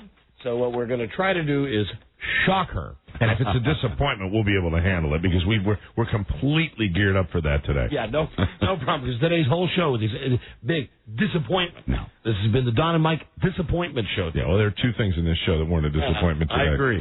I agree. Wow. Me too. We'll be right back. This is the Don and Mike Show. This is the Don and Mike Show. Did you hear I finally graduated? Yeah, and just a shade under a decade, too. All right. You know, a lot of people go to college for 7 years. I know. They're called doctors. The Don and Mike Show. Occasional a-holes. Don and Mike.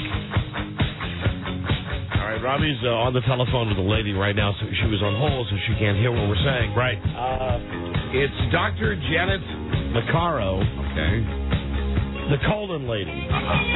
And again, here's the only reason that she was booked as a guest on the show. We love colon talk, but she says, it says here in her PR that she sent that she is a shocking interview. So I say to you, Mike, let's take off the gloves. Yes, let's get into that colon. Let's be as shocking as we can. Let's talk about S. Without being delayed. Ready? Put her on hold, Robbie. Let's get shocking. And joining us now with what we hear is a shocking interview is Dr. Janet. Hi, Dr. Janet. Hi, Don. Hi there, and Mike. And Mike. Hi, both of you. Hello, shocking doctor. Now, yeah, that's what I hear you're calling me. I'm looking at the press release. I'm a shock doc. Yes, you're a shock doc. There we go. Tell me something. If my bowel movements are of a slightly off-kilter color, if they appear to be coming out the color of a McDonald's Shamrock Shake. Oh, my goodness. With the same consistency. I say you need to lay off of those Shamrock Shakes. But I don't think my BMs are turning that green, that off-green color because I'm not having the Shamrock Shake. It's Exactly. a good thing that you're having me on tonight. Well, we just, I think all of us are concerned about our poops. Are you really? Mm-hmm. Well, actually. What are your thoughts on brown capping? Well, let me back up a little bit and talk about. Hey, so to speak, huh, Doc? Not only am I here to talk about colon cleansing, but I'm talking about whole body cleansing. No. We understand that we want to focus where food comes out. The anus. Yes, the rectum. But in order for anything to come out there, we have to focus on the entire body. Where do you line up on painful rectal itching? Oh my goodness! Well, you could have all kinds of problems. Why? Would you? All right. Here's the question. Yeah. Do you itch it, or do you let it go? And beyond that, if you're going to itch it, you certainly don't want to use your fingers. Oh my goodness! What would you suggest? Well, there's all. How about a plastic salad fork? Or just a simple stick? You guys. Obviously, I've never been on with you two before, so are you having a good time so far? Whole new experience for me. My goodness. When you add into that, also, if once you address that, if you could address the issue of painful rectal tissue, exploding hemorrhoids. Now, are you guys suffering from these things? No, we've gotten calls over the years from hundreds of listeners that have a variety of problems. Over the years. Exploding hemorrhoids, painful rectal itch. Are these people all from the Washington, D.C. area? Chronic diarrhea. We have a national show, ma'am, and these problems occur. I have a serious question for the doctor. Calling you. Yeah. Doctor, is constipation a form of diarrhea? Or is diarrhea a form of constipation? It can be, okay, both of them tell you that there's trouble in the Doctor, tract. my anal blood seems to be getting darker. Really? What say you? You need to go to the proctologist, okay? Have you ever been to a proctologist? No, what is a proctologist? What is a proctologist? I've never heard of this. Have you, Buzz? Anybody ever heard of? They used to call them that. They don't call them that anymore. What do they call them now? Colorectal specialist. No. Yeah. But they do call them proctologists, as a matter of fact. Okay. Hold on. You're talking about the kindly gentleman who puts the CSI glove on, right? Find out why and puts his finger there. All my doctors do that. Well, listen, I want to talk to you. Can we talk about fall cleansing of the body? Fall cleansing? I mean, just in the fall, or can you do it in the summer or the spring? Spring and fall. I'm talking about preventing disease. But my anal blood. Well, seriously, it's the color of motor oil. Well, you know something? We got to address the rest of the body before we get to that part. Address the rest of the body? My hemorrhoids are as big as quarters. Well, if you're not eliminating 2 to 3 times a day. 2 to 3 times a day? That's what's normal. Honey, I'm there all day. Try 15 or 20 times. Many times coming out either as a little rabbit. I have one good one a day. What are you eating? My goodness. What am I eating? I primarily eat bags of oats. Oh, jeez, you guys. The same type of thing that with lots of ketchup. And now sex. Let's talk about sex. But are you into anal? Only when it comes to cleansing the body. Really? So let's see, that's your girl there. So if it was your woman. If it was very clean there, you'd go there. I would. Well, let's talk about how clean is your colon? How clean is your rectum? Well, I don't know. Hopefully, it's very clean because I detoxify every spring and fall. Could you eat off your colon? And I have no idea. Are there any household products, cleaning products that would aid in this process of colon cleansing? I'm talking about, cleansers. Not fantastic. Over-the-counter stuff. You guys, how long do we have on the air tonight? Ma'am, doctor, if I am finding hunks of feces in my urine, is that normal? You got a big problem. Then you need a urologist and a proctologist. That means that you got holes down there. Yeah. And not the right ones. You know what I wanted to do? I wanted to give you guys a test tonight. Is this a colon test? This is a colon toxicity. Come on, Don, let's take the test. Let her at least give us the test. All right, give us the test. You ready? But it's got to be shocking. Here it is. I mean, if you answer yes to these things, how quick you is the definitely test? need to do a whole body cleanse. How many questions? There's just a few. How many is a few? Short and sweet. How many is a few? 5 or 6. How about 3? You want 3? 3. Okay. Give us your 3 best. All right. And if the 3 are good, we'll ask for some more. All right. Here we go. Do you feel dizzy, foggy-headed, or have trouble concentrating? Yes. Okay. Do you often feel tired or fatigued? Yes. Do you eat fast, fatty, processed, or fried foods? Yes. Okay. Well, then you need to do a whole body cleanse. Okay. Now, but what about? Those were good questions. Give us a couple more. All right. Is it you're relating to some of these things? Oh, yes. Do you have frequent back pains or sinus problems? Now, what about if you have a hemorrhoid that itches? Well, because I find a lot of times if you itch the hemorrhoid, then it's like it can get infected. Shocking. Yeah. You itch it, and then the next thing you know, you got a bleeder. So you guys got hemorrhoids. It's a good thing we're talking, okay? As a matter of fact, you've got to cleanse your body. It's a prerequisite to work on this show. You have to have hemorrhoids, and everybody that comes through these doors gets a full inspection. Okay. Well, okay. My degree's in natural medicine. Let me tell you what my hemorrhoids look like, Doc.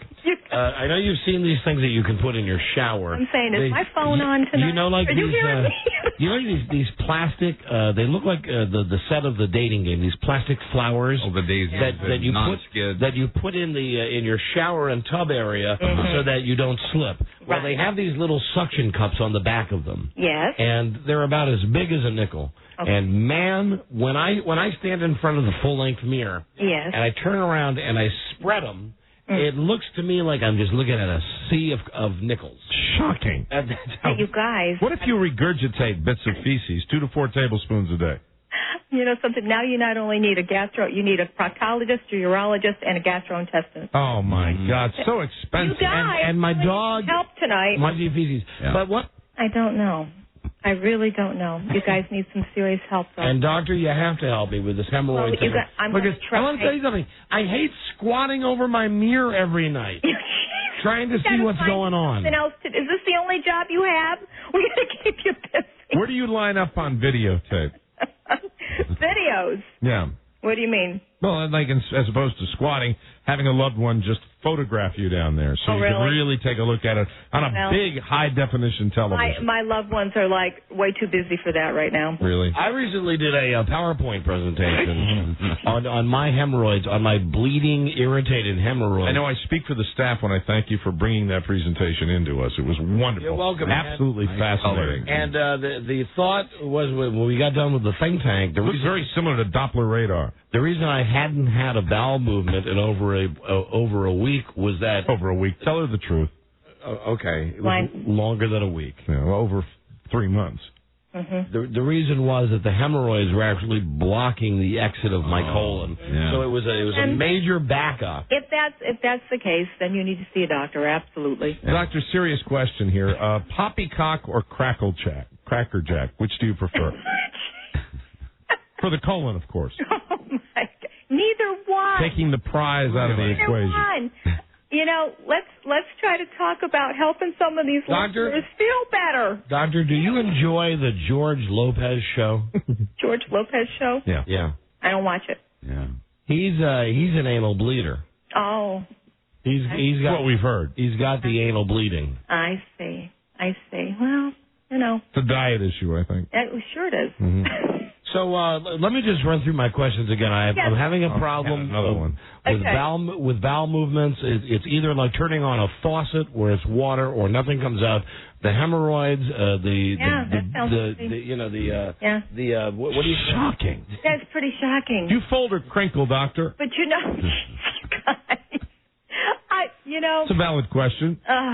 Fold or crinkle? You know, these aren't the questions I was anticipating. And why is it? Truthful. Why is it when you're just outside minding your own business, even on a somewhat warm morning, let's say like this morning where the temperature when I woke up was in the mid 50s.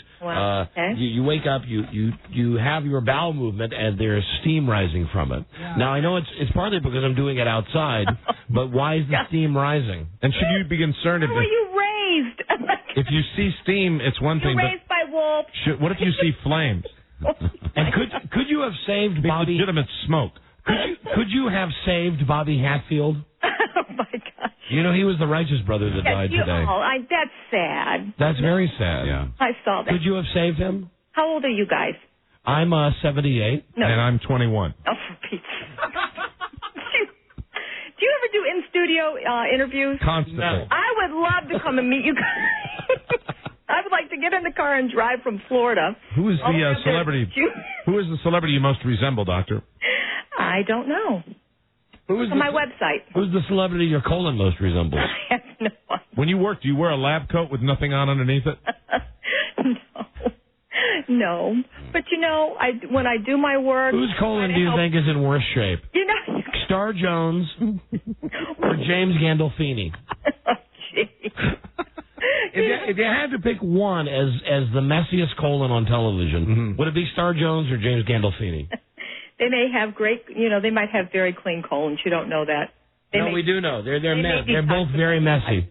We don't know that. Since Al Roker had his stomach bypass surgery, do you think his colon shrunk as well? Oh, jeez, I don't know. Can a colon shrink? How many BMs? A colon can shrink and get all twisted and distorted and everything else if it isn't functioning right. How many BMs a day do you think Al Roker's having now? I don't know. And are they big ones or are they just like candy corn? A piece of candy corn. Haven't talked to him. But what I'm trying to do is... I have been told, speaking of Al Roker, I was told the last time I had a solid bowel movement, which was weeks ago, I was told that it bared a resemblance to TV's Matt Lauer, also on the Today Show. I see. Which animal do you think would have a more interesting BM, a boa constrictor or a rabbit? I don't know. You know, I deal with humans. Okay. Okay. Well, Doctor, until next time, we want to thank you for your time. This has been great. Our time is just about up. It's 2 minutes past the hour. Until next time, make sure that that the time on the wall says it's time to go. This has been a shocking interview, and I think we learned a lot. Until next time, here's hoping that you have the time of your life. Yes. All right, guys. Take care. You take care of yourself. It's been a pleasure, Doc. You take care. And what was your website again, Doc? Oh, what a shame. We're never going to get that, Don. She's gone. It's the plug. It's a shame. The plug wasn't given. Dr. Janet Maccaro. She was fun. She was good, yeah. Fascinating, too. You learned a lot. Yeah, very smart. And it says in her PR, she's the shock doc. Well, I think that was a shocking interview. Okay. Now I'm feeling better about this show. Right. Okay. There's one segment I'd save today. That's a triple. Yeah. I think so. Well, why wasn't it a home run? Say what was the home run? What? Gandolfini Star Jones. Yeah. Because I try not to laugh during those segments, but you made me. Yeah. Here she is. She's a shocking interview. She was. It says here she sorts through all the crap and tells your listeners why their colons are a gold mine. Well, you did today. I know how. You know how I know the interview is good? How? I got to go right now. In a world where owning a radio was strictly forbidden, one man found a way to bring good news to his people. Here he is. Hi, it's me. He made it up. Hi, Buzz. Hi. Hi, Harry. What's your lead story in the news and comments today, Buzz? Today, CBS is still defending its decision to cancel the Ronald Reagan miniseries. Oh, God. Yeah. Christ. Is this the thing about Leslie? Yeah, a lot about Leslie Moonves. Yeah, Leslie. All right, stay tuned. Nice girl's name. Stay tuned for news and comments, coming up on the Don and Mike Show. Don and Mike Show. You know, and we never even got to this, anybody at this radio station, about this promo for the Redskins Dallas game that was pulled because they thought it was too anti-Redskins. Well, Cameron's still bleeding. So we'll hold on to this until tomorrow. Thank you, Buzz. And all of that, Mike, was very... That was professional. This is the Don and Mike Show. What's the word from Planet Crackpot? The Don and Mike Show. General managers of the Dummy Depot, Don and Mike. Time for Buzz now. Buzzy and the news. Brought to you by Verimax Sexual Pleasure Performance Enhancers. Doctor Develop. Someone called for a doctor. Clinically tested Verimax works. Yet a Riley GNC. Other select retailers try today. Verimax one to the lake dry. Speed. Snack. Now here is Buzz. Hi, Buzz. Hi, Don and Mike. Oh, don't forget. Don't go to the Redskins game on Sunday with Seattle. Snubbing. It's snubbing. It's the boycott thing. Snubbing, actually. Snubbing. And this will be the last time we're able to play this before they take it out of here. This is the promo that our station WJFK made for the Redskins game this weekend, which was yanked after the Redskins called and said you can't run that. So because we're cowards at CBS, as you'll find out here in a moment, with Buzz talking about CBS. This is the one that we're not supposed to play. We're not allowed to play. Listen how awful this is. Please, and I'm being facetious. This Sunday, the Redskins host the Seahawks, and the Washington fans are pumped up. I don't know what to think anymore. The pain is so bad. This is deplorable. What can I say? This is sad. It's pretty bad. I am embarrassed. Brutal again. I'm sorry. It's the Washington State fans that are pumped up. The Redskins and the Seahawks this Sunday on Redskins Radio 106.7 WJFK. Brought to you by Geico. Anyway, great job of putting that together by Chris Owens. Very, very fun. Too bad that someone around here does something a little creative and then they call. Oz calls. Hey, I got news for you. You're losing. Deal with it. So don't go to the game this weekend. We're looking for 10%. If at least 8,000 people don't go, send a message. Then the boycott, the snubbing. You want to send a message, you want a better experience. It is a success. And now let's make a transition here. George Michael. Hi, Buzz. Hi, Don and Mike. Well, CBS was damned if it did, and now it's damned because it didn't.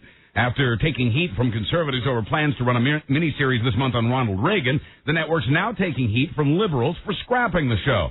Reagan supporters complained that CBS chief Les Moonves okayed the TV movie Leslie because he's an admitted liberal.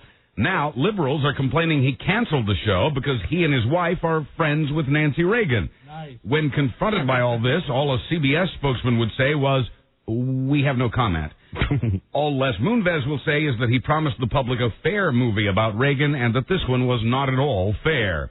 The Reagan miniseries will still be seen by someone. 10 people. CBS has pawned it off on its Viacom sister Showtime. But since only one Get to know Charlie. Showtime. You like the Showtime, I Charlie? love Showtime. Yeah, you're one of them. Clear as folk. But since only 1/5 of the homes that watch CBS even get the pay cable channel, it'll only be seen by folks with the money for a second tier of premium channels. They have movies, Don. I know, Showtime. Showtime. Showtime. It's not quite HBO. video. Mm-hmm. It's not quite Cinemax. What are those? Those are other channels. Showtime means it's time for a show. I think Showtime is better than Stars. Showtime! Stars. Stars sucks. And speaking of CBS, I only get 2 channels, Buzz. Which is Showtime and Animal Planet. There you go. Well, that's all you need, Charlie. Speaking of CBS jitters, and maybe this would have been the lead if we'd had more details, Les Moonves also admits that a cannibalism scene was cut from tonight's CSI after pressure from one of the show's sponsors. He didn't say which sponsor. Oh, come on. Why not just make it... It really should be the brown eye of CBS, and it should just be Les Moonves. I'm going back to the last... What was the sponsor, McDonald's? The last interview. It should just be him spreading his cheeks and saying, that's okay, violate me. CBS, the courageous broadcasting system. Wow. Cowardly broadcasting system. Yeah. Jesus Christ. CBS. What's that? You got a problem with CSI? Yeah. Done and done. Snap. Jesus Christ. Rosie O'Donnell, who was once known briefly as the Queen of Nice, is actually a pretty tough cookie. She once told a cancer survivor she'd be stricken again with the disease if she lied. Now, what's interesting about this, Buzz, and I did read this somewhere today, that her girlfriend, her partner, actually got on the stand and said, yes, Rosie said this. So she said to some lady who she didn't like, she said, people who lie get cancer. Exactly. And then the lady got cancer, right? She once told a cancer survivor she'd be stricken again if she lied. Rosie had told the woman that her own mother, Rosie's mother, had lied before cancer killed her. Now, this young woman who makes this accusation... Hi, Rosie. ...who worked at Rosie Magazine, quotes Rosie as saying, know what happens to people who lie? They get cancer. If they keep lying, they get it again. This former employee of Rosie's was testifying yesterday on behalf of the publishers who are suing Rosie for $100 million. There you go. Hold on a second. It says, I got something else here, Buzz. I'm sure you have this, too. Hold on. While you're looking, let me just say Rosie says her mom lied to her about Rosie being sexually abused as a child. She later apologized about her treatment of the employee. Here's a story that I wrote about it. A cancer survivor testified that Rosie O'Donnell suggested her illness was caused by lying. Right. You know what happens to people when they lie. They get sick and they get cancer. Right. Cindy Spangler quoted Rosie O'Donnell as saying this. In a videotaped deposition, O'Donnell's lover/partner, Kelly Carpenter, backed up the woman's testimony. Wow. There's a solid relationship. Wow. That's good. Wouldn't you like that? Honey, what are you doing today? I'm going to go give that deposition about you. Yeah. Now, remember what said inside it, no problem. So did she say this? Yes. Yes, she did. Speaking of solid. Wow. Rosie's upset about this. Didn't think the wife could testify against the husband. Miss O'Donnell.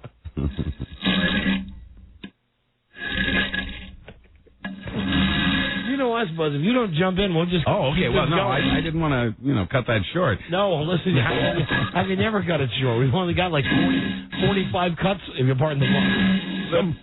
I know you like to play them all, though. The D.C. snipers who terrorized folks 13 months ago had also set their sights on a couple of DJs. The DJs were not Don and Mike. No, it wasn't him either. They were a couple of local boys from a pair of sister stations in nearby Frederick, Virginia, Key 103.1 and Oldies 106.9. Their names were supposedly on a list of, quote, people to die later. Hello, this is Scott Shannon. No, it wasn't him. That list included some folks at CNN and someone identified as George at the FBI hotline. George Michael. Well, that might have been him. Hi, this is Mix 107.3's Jack Diamond. Wishing you and yours the happiest of holidays with the sounds of Christmas. A gift from our family to yours. That's from your list. Washington's Mix 107.3. Right. Okay, thank you. This is Larry Michael, Westwood 1, Notre Dame Radio. All those people... Everybody on the list. Those people were not on the list. They were not on the list. Different list. Some guys from where? Frederick? Frederick. From Fredneck, Maryland. That's right. Wow. Go figure. The Frederick radio stations, by the way, say the names on that list do not match any of the names on their personnel rosters. All of this from the latest testimony in the trial of alleged sniper John Allen Muhammad. Don, you are on the air, sir. Because his name wasn't on the list, huh? No, doubtful. What red-blooded male would pass up a chance to meet one-on-one with Uber babe Pam Anderson? That would be David Novak, the head of KFC. It's because Pam, another animal rights activist, have been trying to talk with him about the inhumane way they say he treats his chickens before he kills them, cooks them, and sells them. Quoting a source, Pam objects to how KFC scalds live chickens to defeather them. And now, because Novak won't meet with her, she's going on her nationally syndicated radio talk show to call for a boycott of KFC. They got a great producer on that talk show. That show is produced by Don and Mike buddy Big Gum Jim McClure. Did you know that? Oh, yeah. And you know who hired him? Who? Jeremy the Gerbil. Really? Yeah. Wow. PETA, meanwhile, says it'll hand out KFC-style buckets of blood and guts to children. There you go. Let's bring Johnny and Susie into this. The same way it gave kids unhappy meals at McDonald's and crowns with impaled animals on them at Burger King. I just demonstrated. Here's the right way. Let's face it. We all love chicken. Yeah. And it's good for you. Yeah. So here's what you do. You got the chicken. Hey, come here.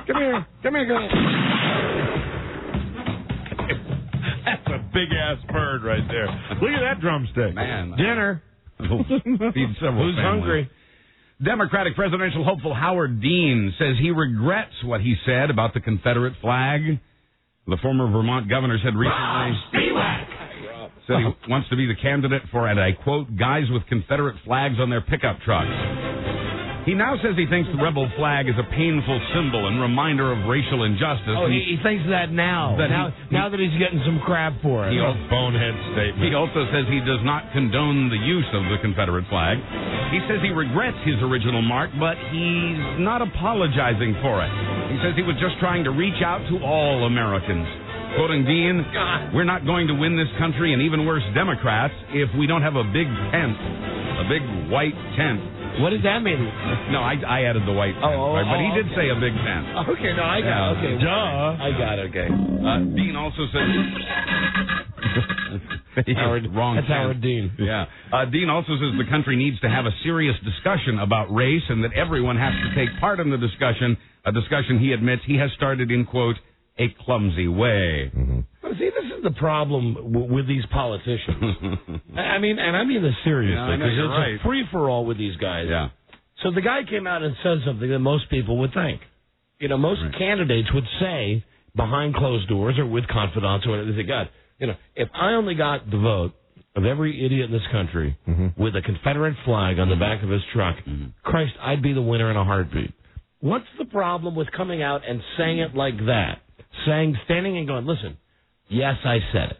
I said it because there's a lot of idiots that have the flag on their truck. So you can say is really have a candidate come out and say, if you're dumb, vote for me, and you might have a landslide. I mean, I just don't see why he said it. Yeah. He said it. Why not just stand by it? Why not just say, you know, even if you don't want to get that deep into it, just say, hey, you know, it's a politically correct time that we live in, but I said it, and I would still take the votes for everybody. Sure. With the Confederate flag on their car. It's a shame you didn't get to him before he started to go into that spin.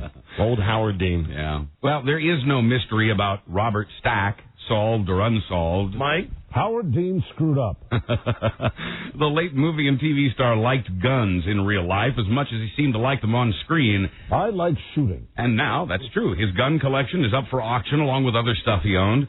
The man who starred... Stack stuff. Yeah. Tonight on Unsolved Mysteries, I shot myself with a gun.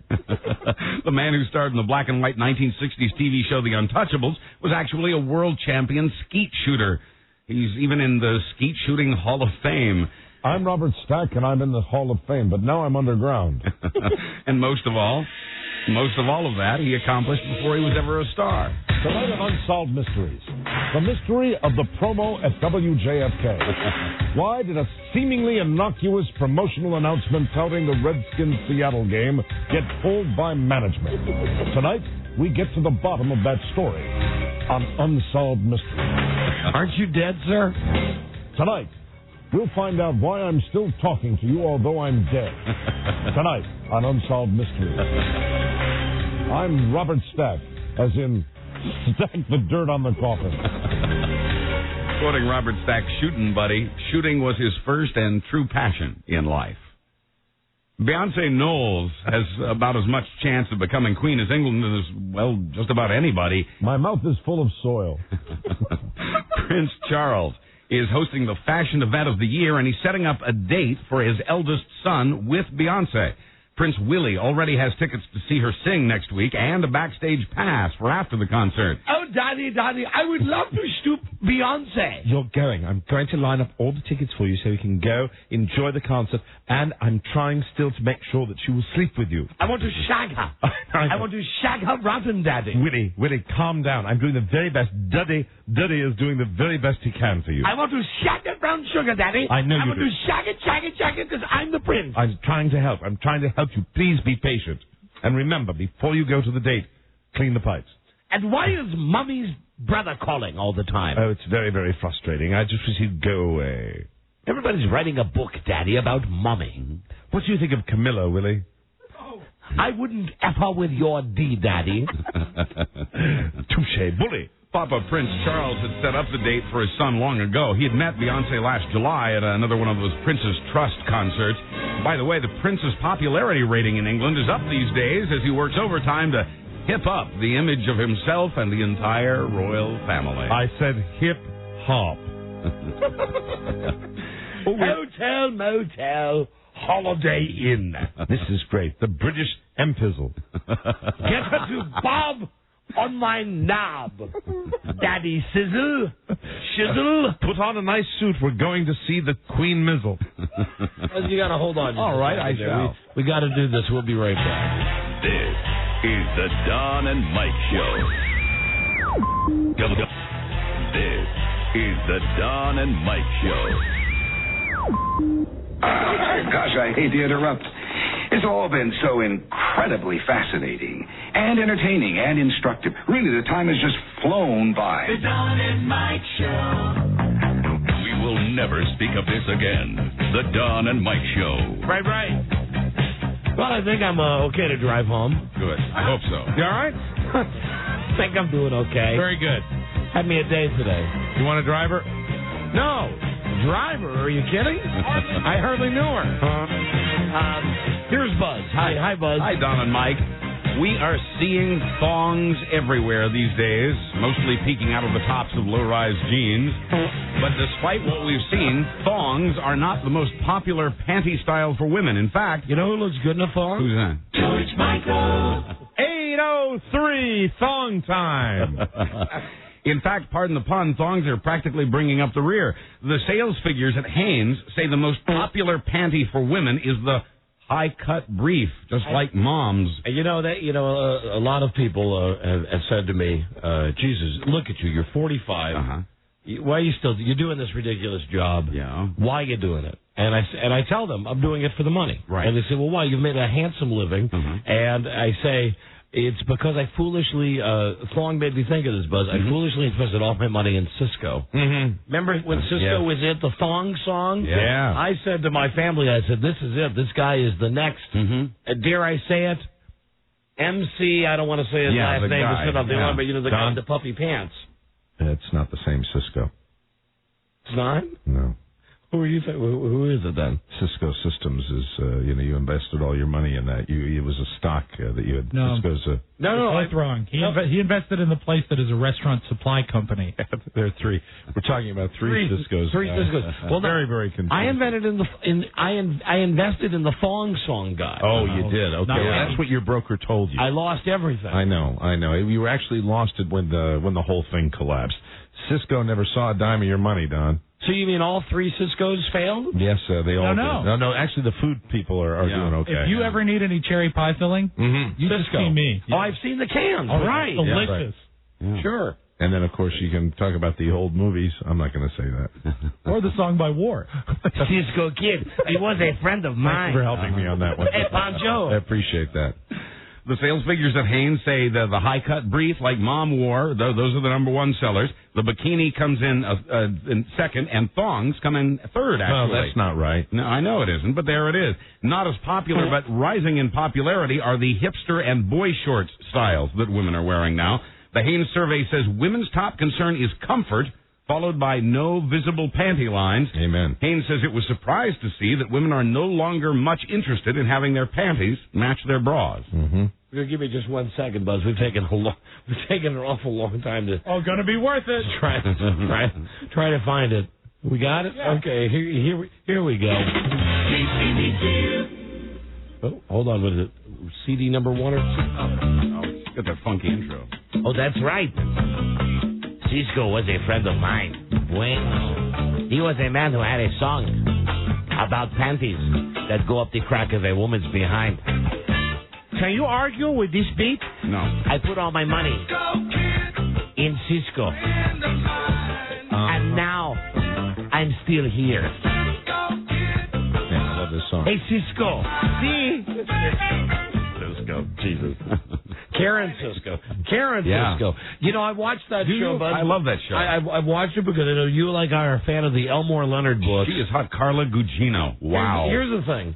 If you saw the movie Out of Africa? No. I know what you mean. Out of Time, Out of Sight with George Clooney and J-Lo. Right. J-Lo plays the original Karen Cisco from the Elmore Leonard book. Yeah, but this one's hot. And the problem is, though, it's on network TV, so it's just not good enough. I love the show. I like the style. I love the show. And she's just incredibly easy on the eyes. I do like the actor who plays her dad. Yeah, he's good. He's the guy, Mike, who was in the movie... God damn it. I just had it. Give me a second. He was in Jackie Brown. Okay. He was Max Cherry, the bail bondsman. The tough guy. Great tough guy. The bail bondsman in Jackie Brown. That guy is one good actor, and he plays Karen Cisco's dad. That's right. Whenever I see him, he strikes me as a guy you'd like to hang out with. Yeah. You know, that he would be fun, man. He would be great fun. And his daughter, too. Mm-hmm. Yeah, I'm sorry. She's the hottest woman on TV for me right now. What's her Carla Gugino. Yeah, it's Cisco. It's a sexy name. Karen Cisco. Is she hotter than Jennifer Garner, Buzz? Yeah, maybe not quite as much, but she's right up there. Caught him in a lie. Yeah. Is she hotter than Patricia Heaton? Oh, nobody is. Is she hotter than Lisa Remedy? Oh. Stop with that. You're killing me. The giant, bold headline in the Detroit News, Montel Williams fined after being found with drug paraphernalia. Montel, Letterman, Leno. Mike Douglas. My headline, Montel screwed by Detroit paper. It's true that the talk show host was fined $100 Monday after they found the stuff on him at Detroit's Metropolitan Airport. The 47-year-old paid his fine that very night, then boarded his flight and left the state. What did he have? He had drug paraphernalia. Introducing Average Joe. Hi, Joe. And then Montel's people put out the following statement. Joe. Quote, he has prescriptions for many different medications for MS. One of the medications he has been prescribed to alleviate his chronic pain is medical marijuana, end quote. The airport police and the Detroit News have no comment. Joe right now is looking in the phone book. He's trying to find a way to get MS. No, what he's doing right now is he's stabbing himself in the leg. This hurts. I should get something good for this. And his eyes. You have to get glaucoma. That's right. You get pot if you have glaucoma, too. Stab me in the eye, man. Wow. Size of a quarter. Wanna get high? Okay, radar detectors are one thing, but now technology's taken highway law breaking to a new low. Because now you can, on eBay, buy a MIRT. M-I-R-T. What's that? Stands to pay for your genitals. No, that's a Merkin. Oh. This is a MIRT. It stands for Mobile Infrared Transmitter. It's the device used by cops and firemen and ambulances to make the traffic signal turn green in their favor. But now, you can get one for around $300. So you mean if you're driving around and you say, man, this light is a hassle. I'm going to be here for 5 minutes. You press a button and the light stays green? Every intersection you see down the road, you just keep pushing the button. Daddy wants. And that may not be... Christmas is just around the corner. Well, that may not be a good thing. Quoting an expert, it has the potential to be a huge problem. The receivers for these transmitters are mounted at about 27,000 intersections around the country. You cannot buy them from the manufacturer. Quoting a company executive, we get requests from individuals, but the answer is no. This is a life-saving piece of equipment. The devices may also soon be outlawed for regular folk. They're talking about it in Congress. You know, I got to call a patent lawyer, because if you remember, I've told this story on the air before. When I was with the kids that I hung around with, we called it a gang, but it wasn't a gang like today, you know, where you have Bloods and Crips. It was just a bunch of dumb loser kids like me. Punks. Norbeck Road and Belpre Road. Oh, yeah. Rockville, Maryland. Right. There was there's a traffic light there, and there's like a big box on the side of it. And they were working on it, right? And they left it open? They left it open, and we figured out that if we stood there and pressed the button, we could make the lights go red and green whenever we wanted. They could cycle through. So my friends and I I am not kidding you, and I'm not advocating you do this. We're lucky no one was killed, but it was one of the best days of my life. Standing on the corner, and cars would be, speed limit's 45, and all of a sudden, you could press a button, and it would go from green to red. There's no yellow in between. Really? Right. It would be red. Wow. And then as soon as it was red, then we'd do the thing when you do green, and then people would start, and you put it on red again. People are going up and back and forth, and it was great fun. And only, 2 fatalities that day? No fatalities. No fatalities. And kids, don't try that at home. No, don't. You couldn't do it today. No way. You'd have to buy the box today. That's right.